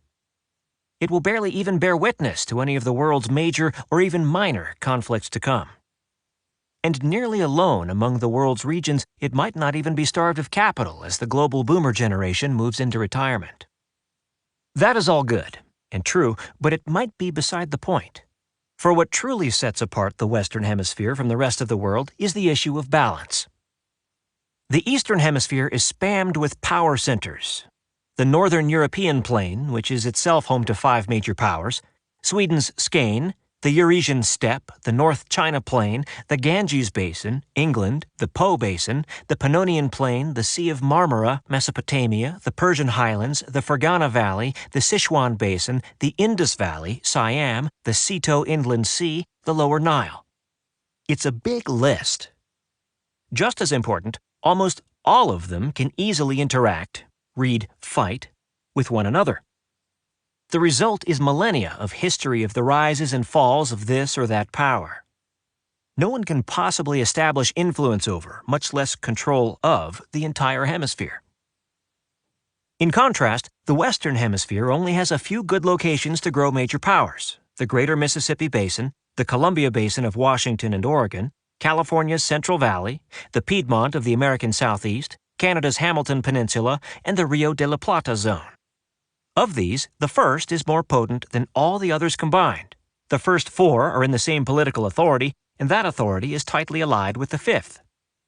American strategic dominance of the Western Hemisphere isn't simply possible, it is almost automatic. So automatic that American primacy within the hemisphere can occur without a formal government policy on the matter. As the disorder destroys much of the international stability the world currently takes for granted, the Eastern Hemisphere will become a dangerous place. Without American government efforts to stabilize the wider world, American private efforts will prefer to operate in safer locales, concentrating the American footprint in a much shorter list of locations where the chaos is far less intense. Southeast Asia looks good. Latin America looks better. Everywhere else, the term free-for-all comes to mind. Everywhere else, the global superpower's impact will be felt primarily by its absence.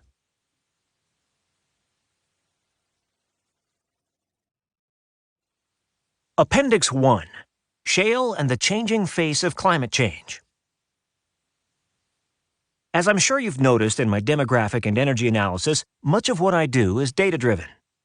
But much of the international system, ranging from predicting manufacturing trends to following refugee patterns to inducing state secrets, just doesn't have rich, confirmable data sheets to work from.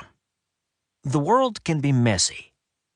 That leaves me searching for and studying anecdotes to see if I can stitch together a pattern, and then, preferably, meshing those stories with what data I can scrape together to sketch out a fuller picture.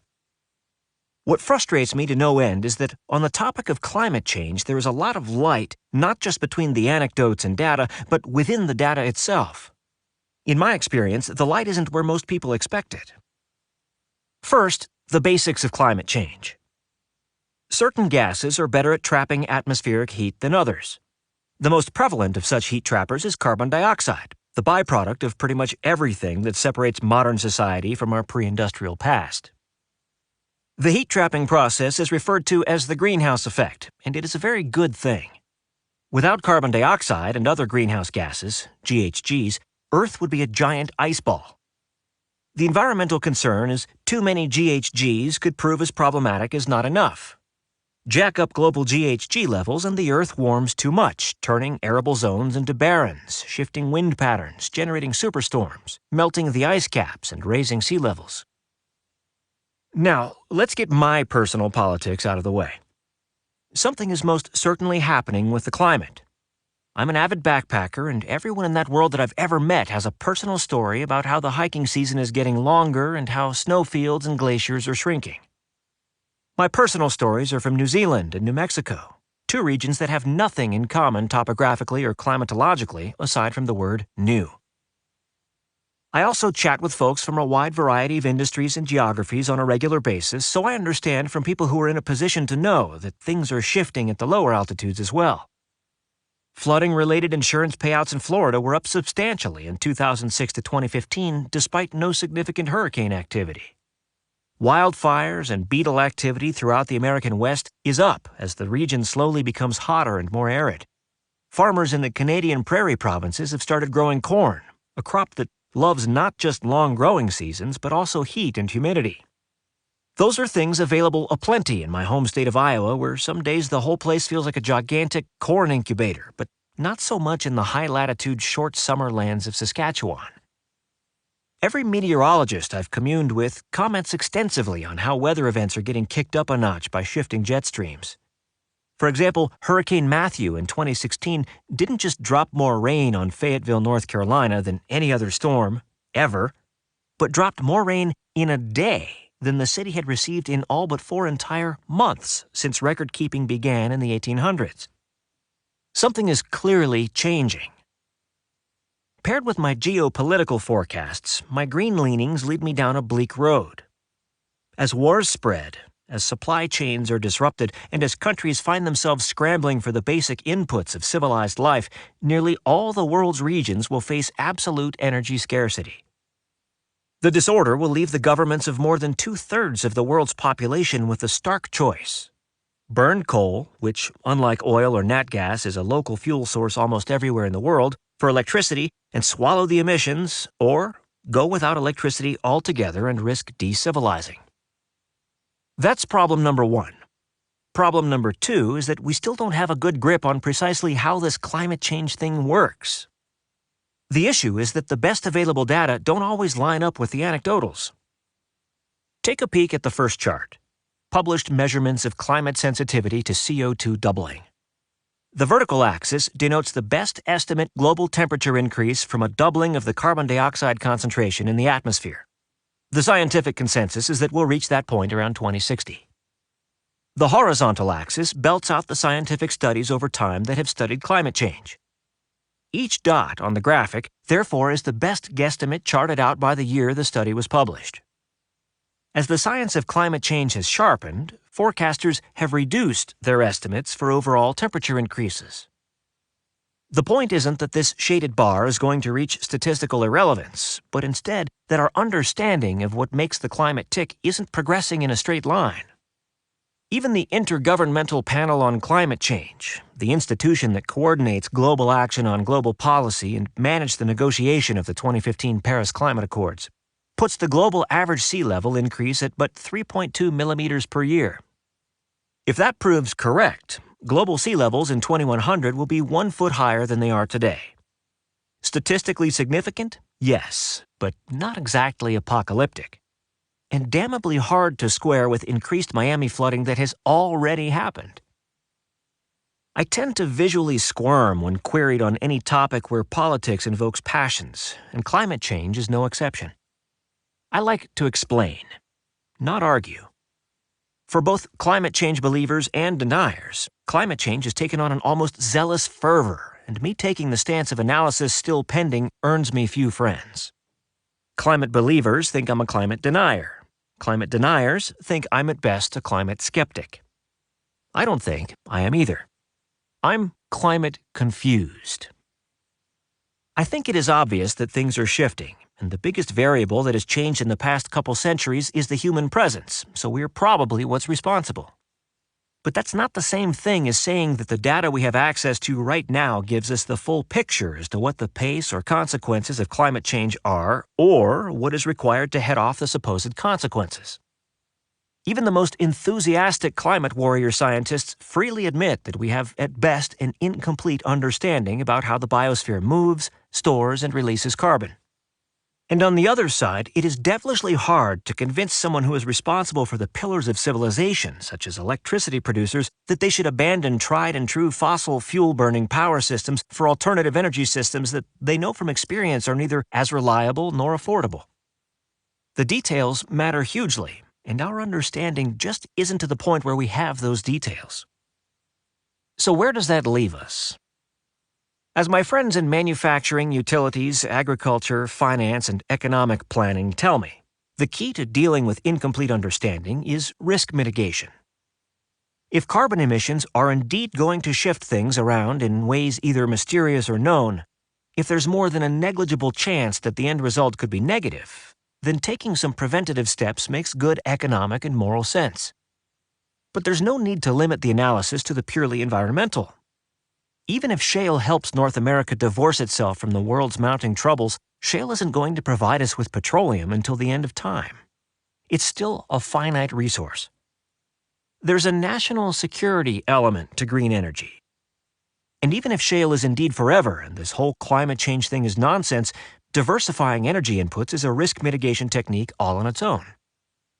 So let's look at the techs available and see what brings down carbon emissions in the fastest manner.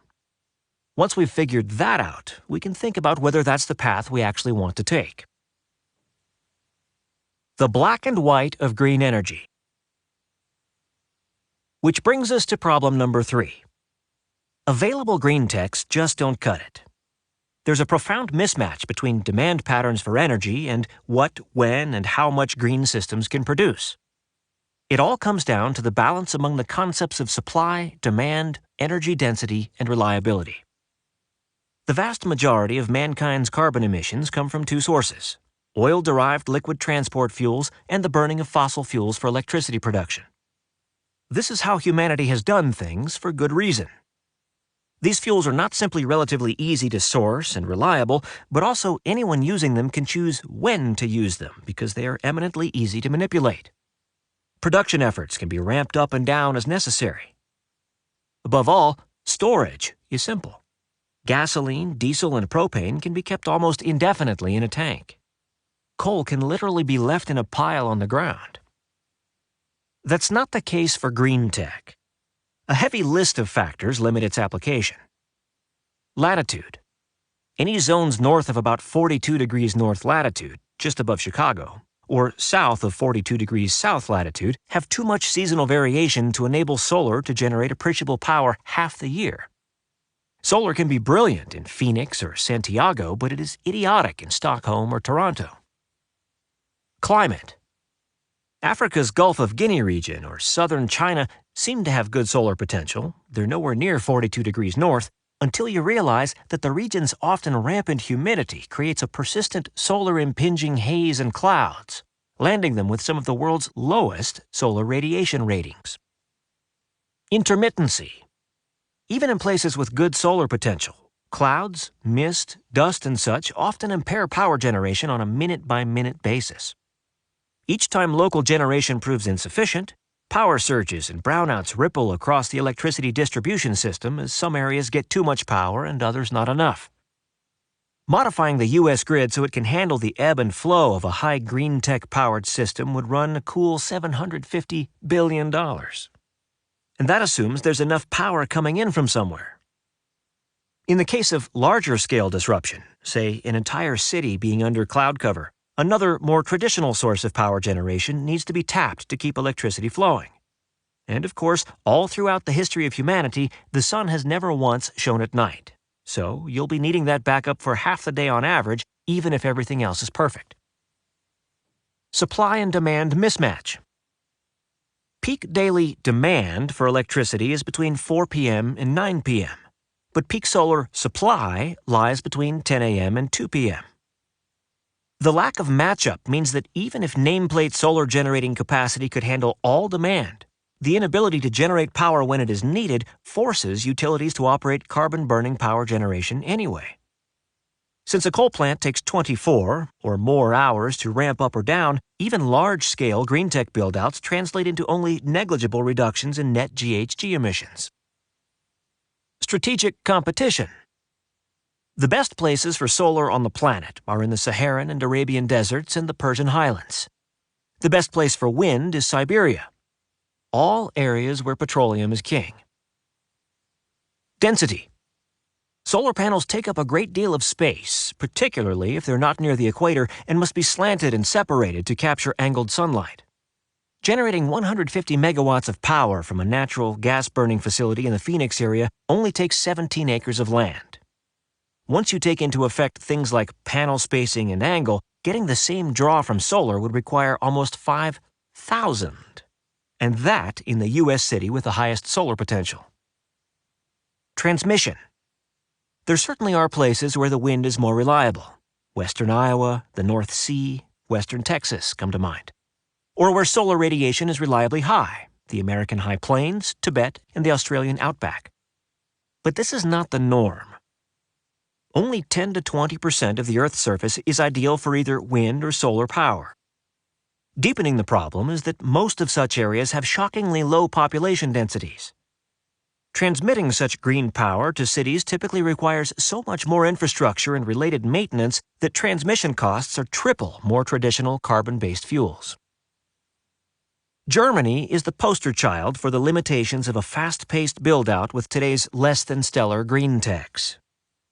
The country's Energiewende program is designed to move the country fully away from carbon-based fuels by 2050. And as part of the program, the country has installed some 40 gigawatts of solar generating capacity, technically enough to generate nearly all its normal electricity requirements.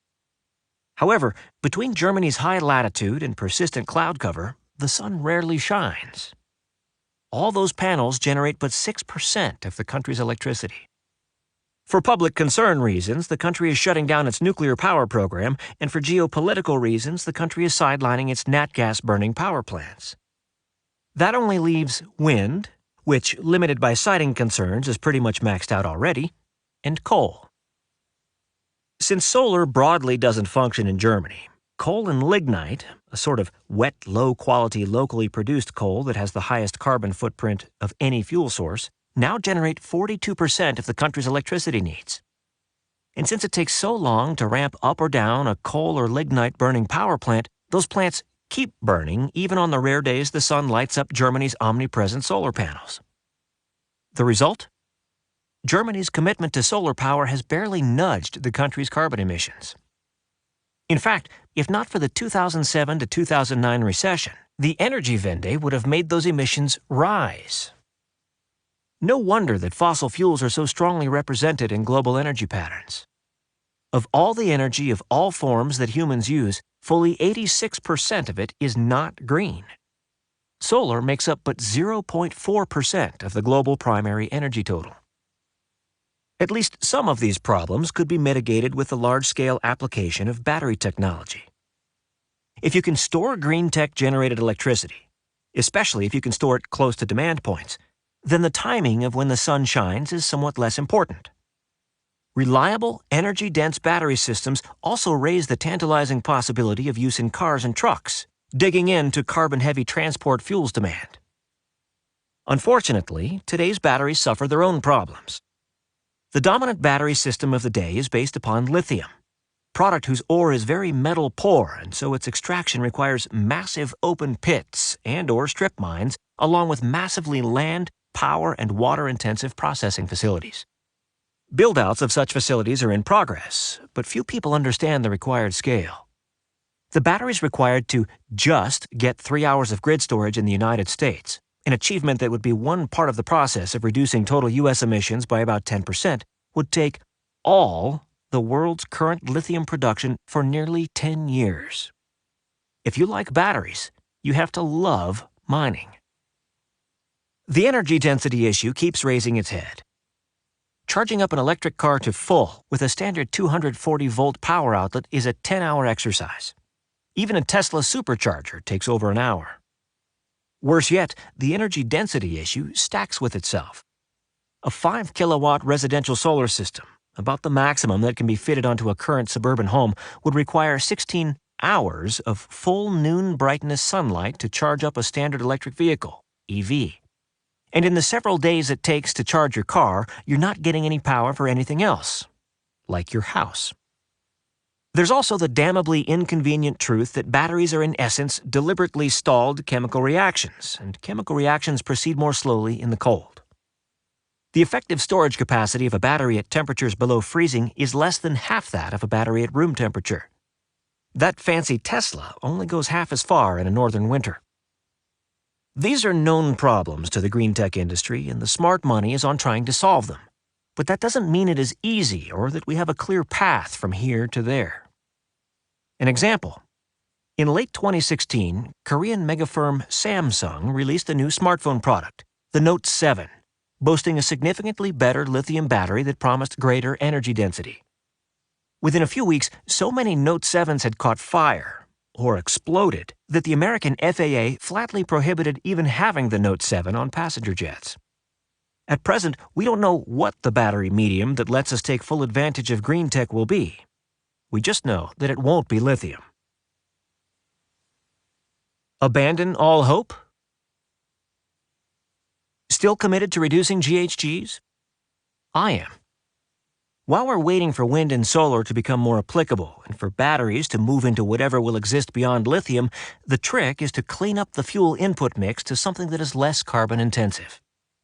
Greening the grid in a sustainable, technically feasible way is the best way to reduce both direct carbon emissions from the power sector and to pave the way for wide-scale electric vehicle use. On this, luckily, we're making a great deal of progress. Remember back to Chapter 3 where we discussed that in the United States natural gas is a prolific waste product out of the shale fields? And that natural gas is displacing coal out of the American fuel mix? Well, that same natural gas is far less carbon intensive than coal, generating 44% fewer carbon emissions. Natural gas's partial displacement of coal has already sliced about 6% of emissions out of the power sector on a straight fuel-for-fuel swap. And that's not the whole story because it is not a straight fuel-for-fuel swap. There's a newish type of power plant called combined cycle, CC. A CC plant doesn't just burn an input to generate electricity directly, but then also recycles the exhaust to capture the residual heat and generate a secondary electricity feed. Combine nat gas with CC, and the GHG reduction for the coal to nat gas changeover isn't 44%, but instead 60%. Considering that nearly all the natural gas-burning power plants in the United States has constructed during the past decade are CC, this switchover has had the impact of reducing the power sector's total emissions by 9%, with no net increase in electricity costs. In comparison, the $400 billion build-out for green tech generating assets since 2005, inclusive of subsidies, has only reduced power sector emissions by 6% for wind and 1% for solar. For climate warriors, the thought of using a carbon-based fuel like natural gas, even if it's to displace a far more carbon-intensive fuel like coal, certainly isn't going to sit well. But even here, there is a silver lining. Combined cycle plants have an operational life of only about 30 years. Hopefully, as these new CC facilities reach the end of their operational lives in the 2040s, green tech will finally be ready. Is this ideal? Nope. But it isn't all that bad once you look at it in context. First is the issue of net carbon. Until we can square the energy storage, energy density, and intermittency circles, the absolute maximum the United States can shift from carbon fuels to green generation is about 20% of gross electricity demand. That would be a multi-trillion-dollar build-out using technology that we know is not ready for prime time. You can achieve the same carbon reduction by displacing coal with nat gas for a net zero cost. Low-hanging fruit indeed. Second is the transport question. Let's assume the 30-odd electrical vehicle models on the market succeed in eliminating completely all competition for like-sized cars, light trucks, and SUVs in their market niches. That only takes away 20% of oil demand.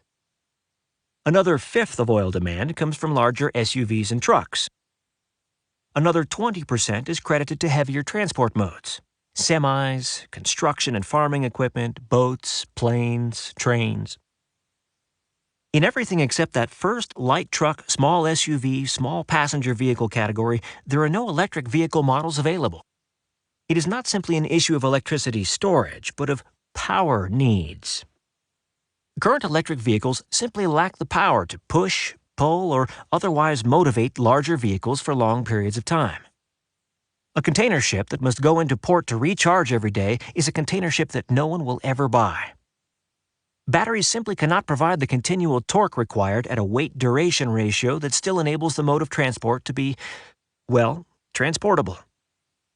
In contrast, scaling up a basic internal combustion engine, along with a basic fuel tank, is fairly straightforward. Even with 100% conversion, EVs only take us 1/5 of the way to life after oil. And that might not even be a net gain from a carbon point of view. Electric cars sound great, but there is a third issue. What powers your car? If you have solar panels at home but you drive to work every day, then your EV's diet is standard grid power, not your clean solar. Your car obviously isn't getting any solar-generated electricity when it's parked in your garage at night. All the switchover does is shift the pollution point from your tailpipe to your electricity provider. If you're like most citizens of the planet and coal is your primary source of electricity, you have increased your carbon footprint. Burning coal kicks out more carbon dioxide than gasoline. If you're fully committed to getting an EV on environmental grounds, be sure to check out what powers your local grid first, because what's on your roof is largely irrelevant.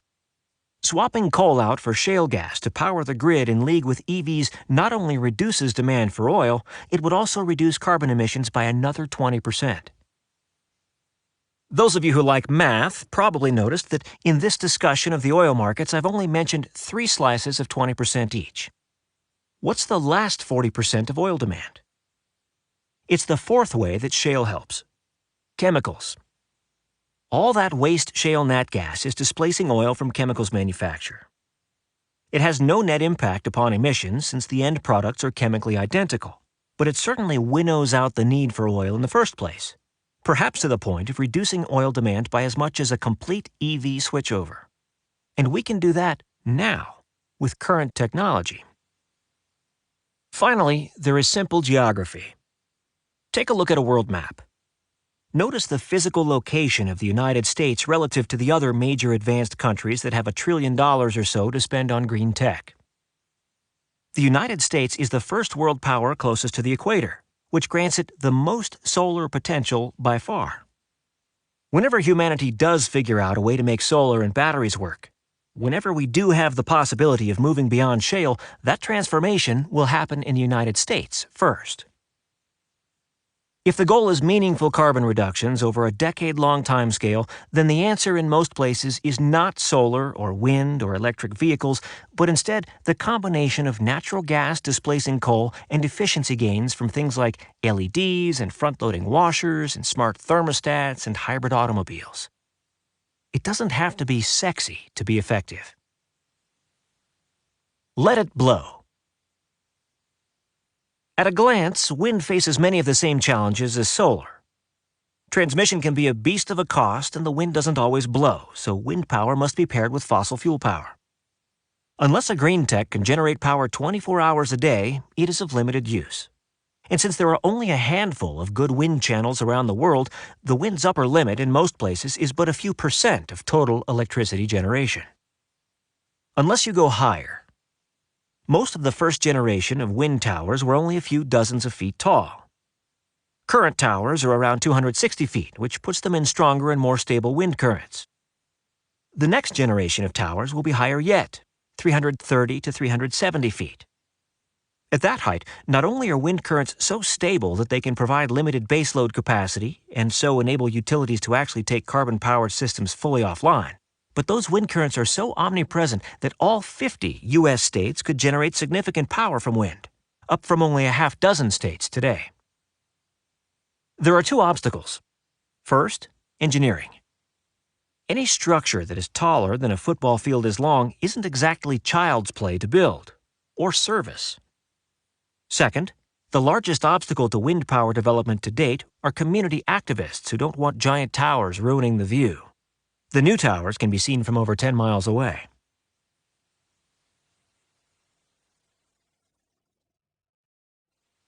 Appendix 2. Other shale concerns. What about other shale-based concerns? Community groups and environmental groups have long sought to limit the reach of the shale sector, citing a laundry list of concerns. Some completely legitimate, some less so, some not at all. These concerns and the current status of industry and/or government action are listed here in order, from most to least significant. Methane leakage. Natural gas is a more intensive greenhouse gas than carbon dioxide, so if methane leaks out of pipe networks, it can obviate any progress on the GHG front that might be gained from its replacement of coal in the electricity sector. The magic number for a break-even is 3% leakage. In 2012, the U.S. government's figure for total leakage was 1.5%. Driving this number down further is an ongoing effort by both government and private interests. The government, rightly, sees it as a greenhouse issue, and recent diplomatic agreements between Canada and the United States seek to specifically minimize methane leakage across the broad swath of the two countries' massive pipe systems. For private interests, the concern is more direct. Any nat gas that leaks out is nat gas that isn't being sold for income. A mere 1% leakage rate comes out to 0.7 BCFD, which wholesales for $500 million per year.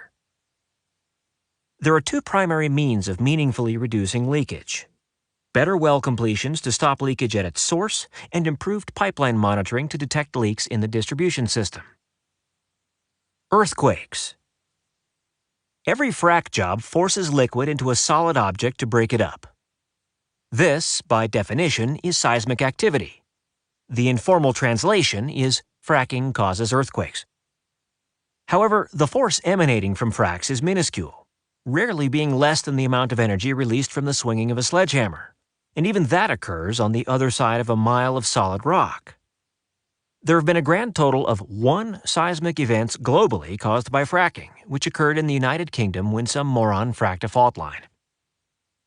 This does not, however, mean that there is no linkage between seismicity and the shale sector, just that the link is not to fracking. Instead, the link is to water disposal. At some point, the water used in fracking cannot be recycled any longer, and it must be disposed of. Considering how many thousands of wells that are fracked annually, this all adds up to billions of gallons of water, almost a third as much as U.S. golf courses use. You're probably not going to simply dump it in a river, so most of this water is put into specially designed deep injection disposal wells 2 or more miles underground, where there's no chance of it ever mingling with anything that anyone would ever care about. Problem: unlike fracking, where most of the small amount of water used is pulled right back out, and so, aside from the microfractures, there is no change to the overall geology, in a disposal well, thousands of times as much water is injected and left behind. This causes distortions in the local geology, which do indeed trigger small earthquakes. Technically, the jury is still out on this point, but at the time of this writing, the scientific consensus in Texas and Oklahoma is rapidly moving from correlation to causation.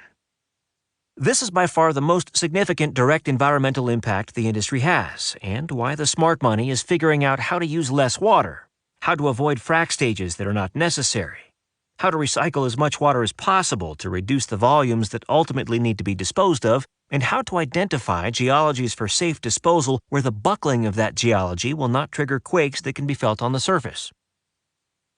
Water usage. Many shale plays are in arid environments, leading to conflicts among farmers, city planners, and county regulatory bodies over who has access to the surface water required for the fracs. Somewhat ironically, Operators prefer not to use surface water, as it is contaminated by a host of bacteria and algae, and purifying said water requires extensive treatment. Not to mention heavy transport costs for shipping water to well sites. The industry's preferred solution is a mix of recycling used fluids and especially tapping in-ground water levels well below the potable water table. Most regions have a subsurface brackish water layer in excess of 2,000 feet down. This water, A, has no bacteria or algae, reducing treatment costs. B, it is on site, eliminating trucking costs. C, it is already saline, reducing input costs. And D, operators need to drill through it anyway, so they already have access to it by dint of their existing operations. Add in the technical and operational changes brought on by microseismic, the use of water tanks, and the broad-scale shift from conventional production to shale production, and the overall volume of what is used, per barrel of American oil produced, has shrunk by over 85% during the past decade. Additionally, if you consider the total volume of water used across the entire process of production to transport to consumption in the energy sector, shale nat gas is by far the least water-intensive fuel source, using less than 1/10 the water needed for coal or nuclear and 1/100th that of ethanol. Fracking denudes the landscape and is loud. In 2012, a densely exploited shale field used less than 5% of the land area for drilling operations. Once work was completed, all that remained of the work site was a plug and pipe outlet not much bigger than a king-sized bed. However, as pad drilling has replaced single well drilling, the surface footprint per barrel produced has steadily shrunk. There are now fewer than a quarter the number of drilling sites compared to 2008 to tap the same land area. In addition, changes in water usage above have reduced the need for trucks by over 3/4, vastly easing the burden on local roads with the commensurate reduction of traffic, traffic-related noise, and the need for truck parking lots at each drilling site. In addition, with fewer pads producing more petroleum per pad, collection systems have become concentrated, with fewer, larger pipes requiring fewer right-of-ways to gather the petroleum for transport via truck lines. All told, the operational footprint is more than an order of magnitude smaller in 2016 compared to 2007. Toxicity. There are concerns that the fluids used to frack a well are toxic. While specific ratios vary from well to well, much less field to field, on average, frac fluid is 90% water and 9.5% inert sand. Of the remaining 0.5%, over 90% are typically items that exist in the average kitchen. That is, not classified by governments as toxic, with the most common additive being sodium chloride, table salt. The push within the industry is to do an end run around this entire topic by shifting the fluid composition so that it is entirely non-toxic. Since 2013, the more than a little creepy fad among chemical execs is to be filmed drinking the chemical mix. Have fun on YouTube. Drinking water contamination. Many shale wells drill down through the potable water layer on their way to the petroleum-rich layers that the operators seek, so there are concerns that the frac fluids or extracted nat gas could leak into the water table. Such occurrences are improbable to say the least, as the water table is typically within 400 feet of the surface, and most frac zones are over a vertical mile down under layers of impermeable rock. Remember, shale rock doesn't give up anything unless it is pulverized. The only route for possible contamination is up the well shaft itself. Wells are designed to funnel all the oil and gas and frac fluids through the pipe. After all, that's the entire point of oil and nat gas extraction. What leakage which might occur is trace nat gas which comes up the well shaft but not within the pipe. Operators address this potential leakage by encasing the pipe in concrete wherever it's within 100 feet or so of the potable water layer. According to the Obama administration's EPA report on water contamination, while there have been cases where leakage has occurred, such events are statistically insignificant when compared to the millions of frac jobs completed in the United States. In essence, the report was a somewhat limp-wristed rubber stamp of the industry's long-held assertions that shale wasn't a meaningful threat to water supplies. And aside from some fairly mild directives, almost all of which had been a part of the industry's best practices for over 2 years, did not call for further actions. You can find the entire report at epa.gov/shale hfstudy/hydraulic-fracturing-water-cycle. Incidentally, those YouTube videos which show people lighting their tap water on fire are all in areas that first produced oil and natural gas over a century ago.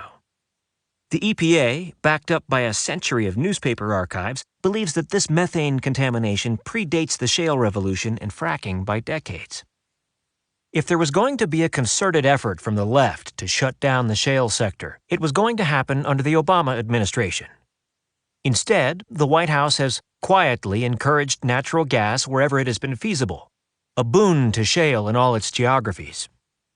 While the White House has opposed international import petroleum pipelines like Keystone, it has enthusiastically, if again quietly, supported a multitude of international export pipelines of natural gas to both Mexico and Canada.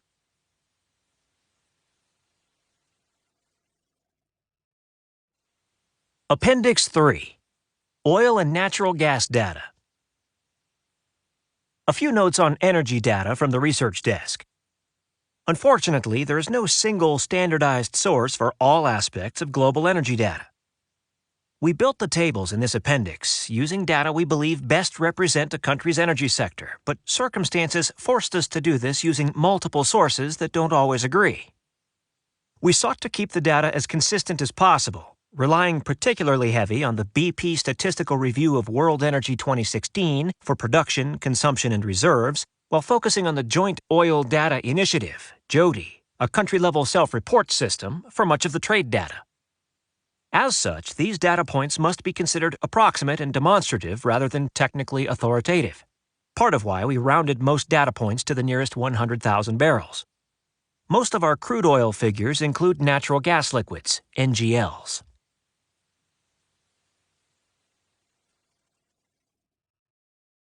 Acknowledgements.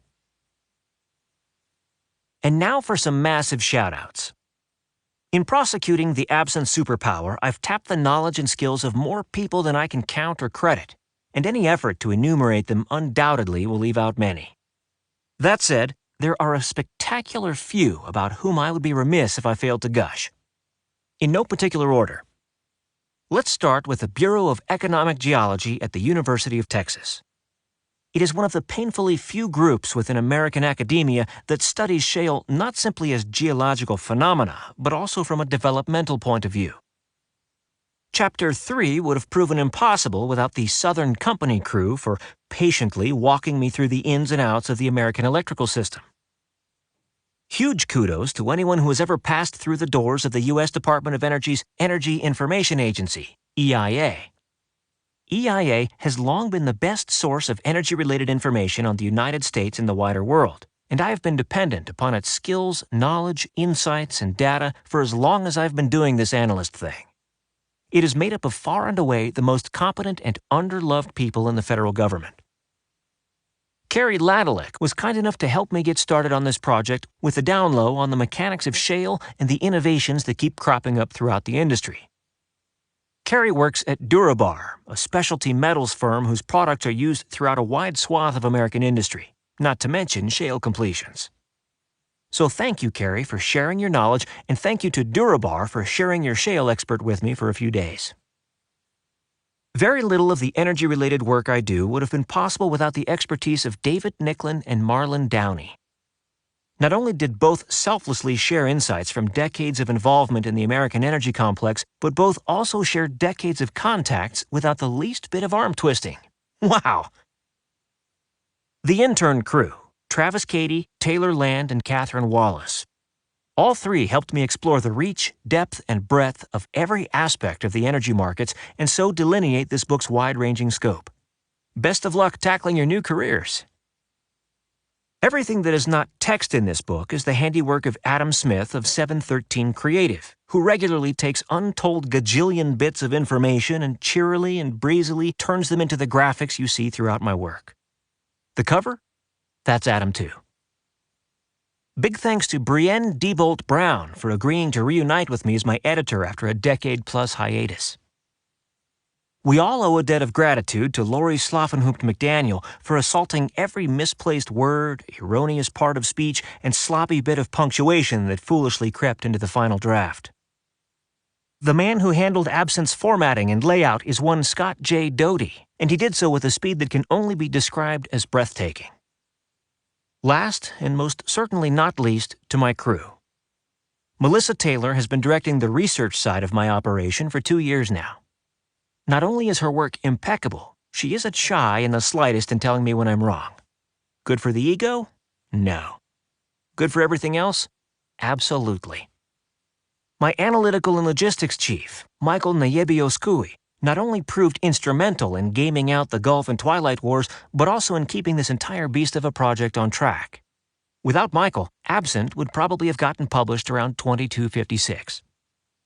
My partner of 13 years is one Wayne Waters. He does double duty as our organization's financier, as well as providing me with my daily sanity check. And finally, Susan Copeland, who is not only our indispensable admin, but undoubtedly the most badass den mother to ever grace this earth. Geopolitical strategist Peter Zeihan is a global energy, demographic, and security expert who marries the realities of geography and populations to a deep understanding of how global politics impact markets and economic trends, helping industry leaders navigate today's complex mix of geopolitical risks and opportunities. With a keen eye toward what will drive tomorrow's headlines, his irreverent approach transforms topics that are normally dense and heavy into accessible, relevant takeaways for audiences of all types. Zeihan founded his own firm, Zeihan on Geopolitics, in 2012 in order to provide a select group of clients with direct, custom analytical products.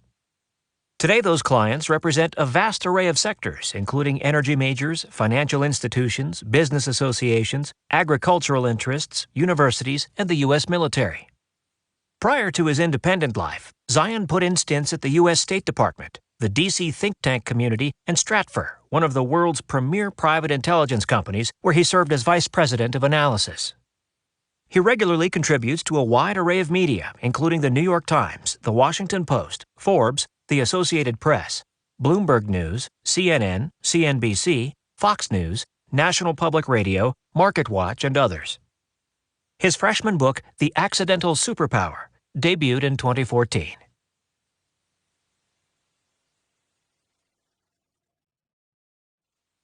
This has been The Absinthe Superpower, The Shale Revolution and a World Without America. Written by Peter Zeihan, narrated by Toby Sheets. Copyright 2016 by Peter Zeihan. Production copyright 2017 by Peter Zeihan.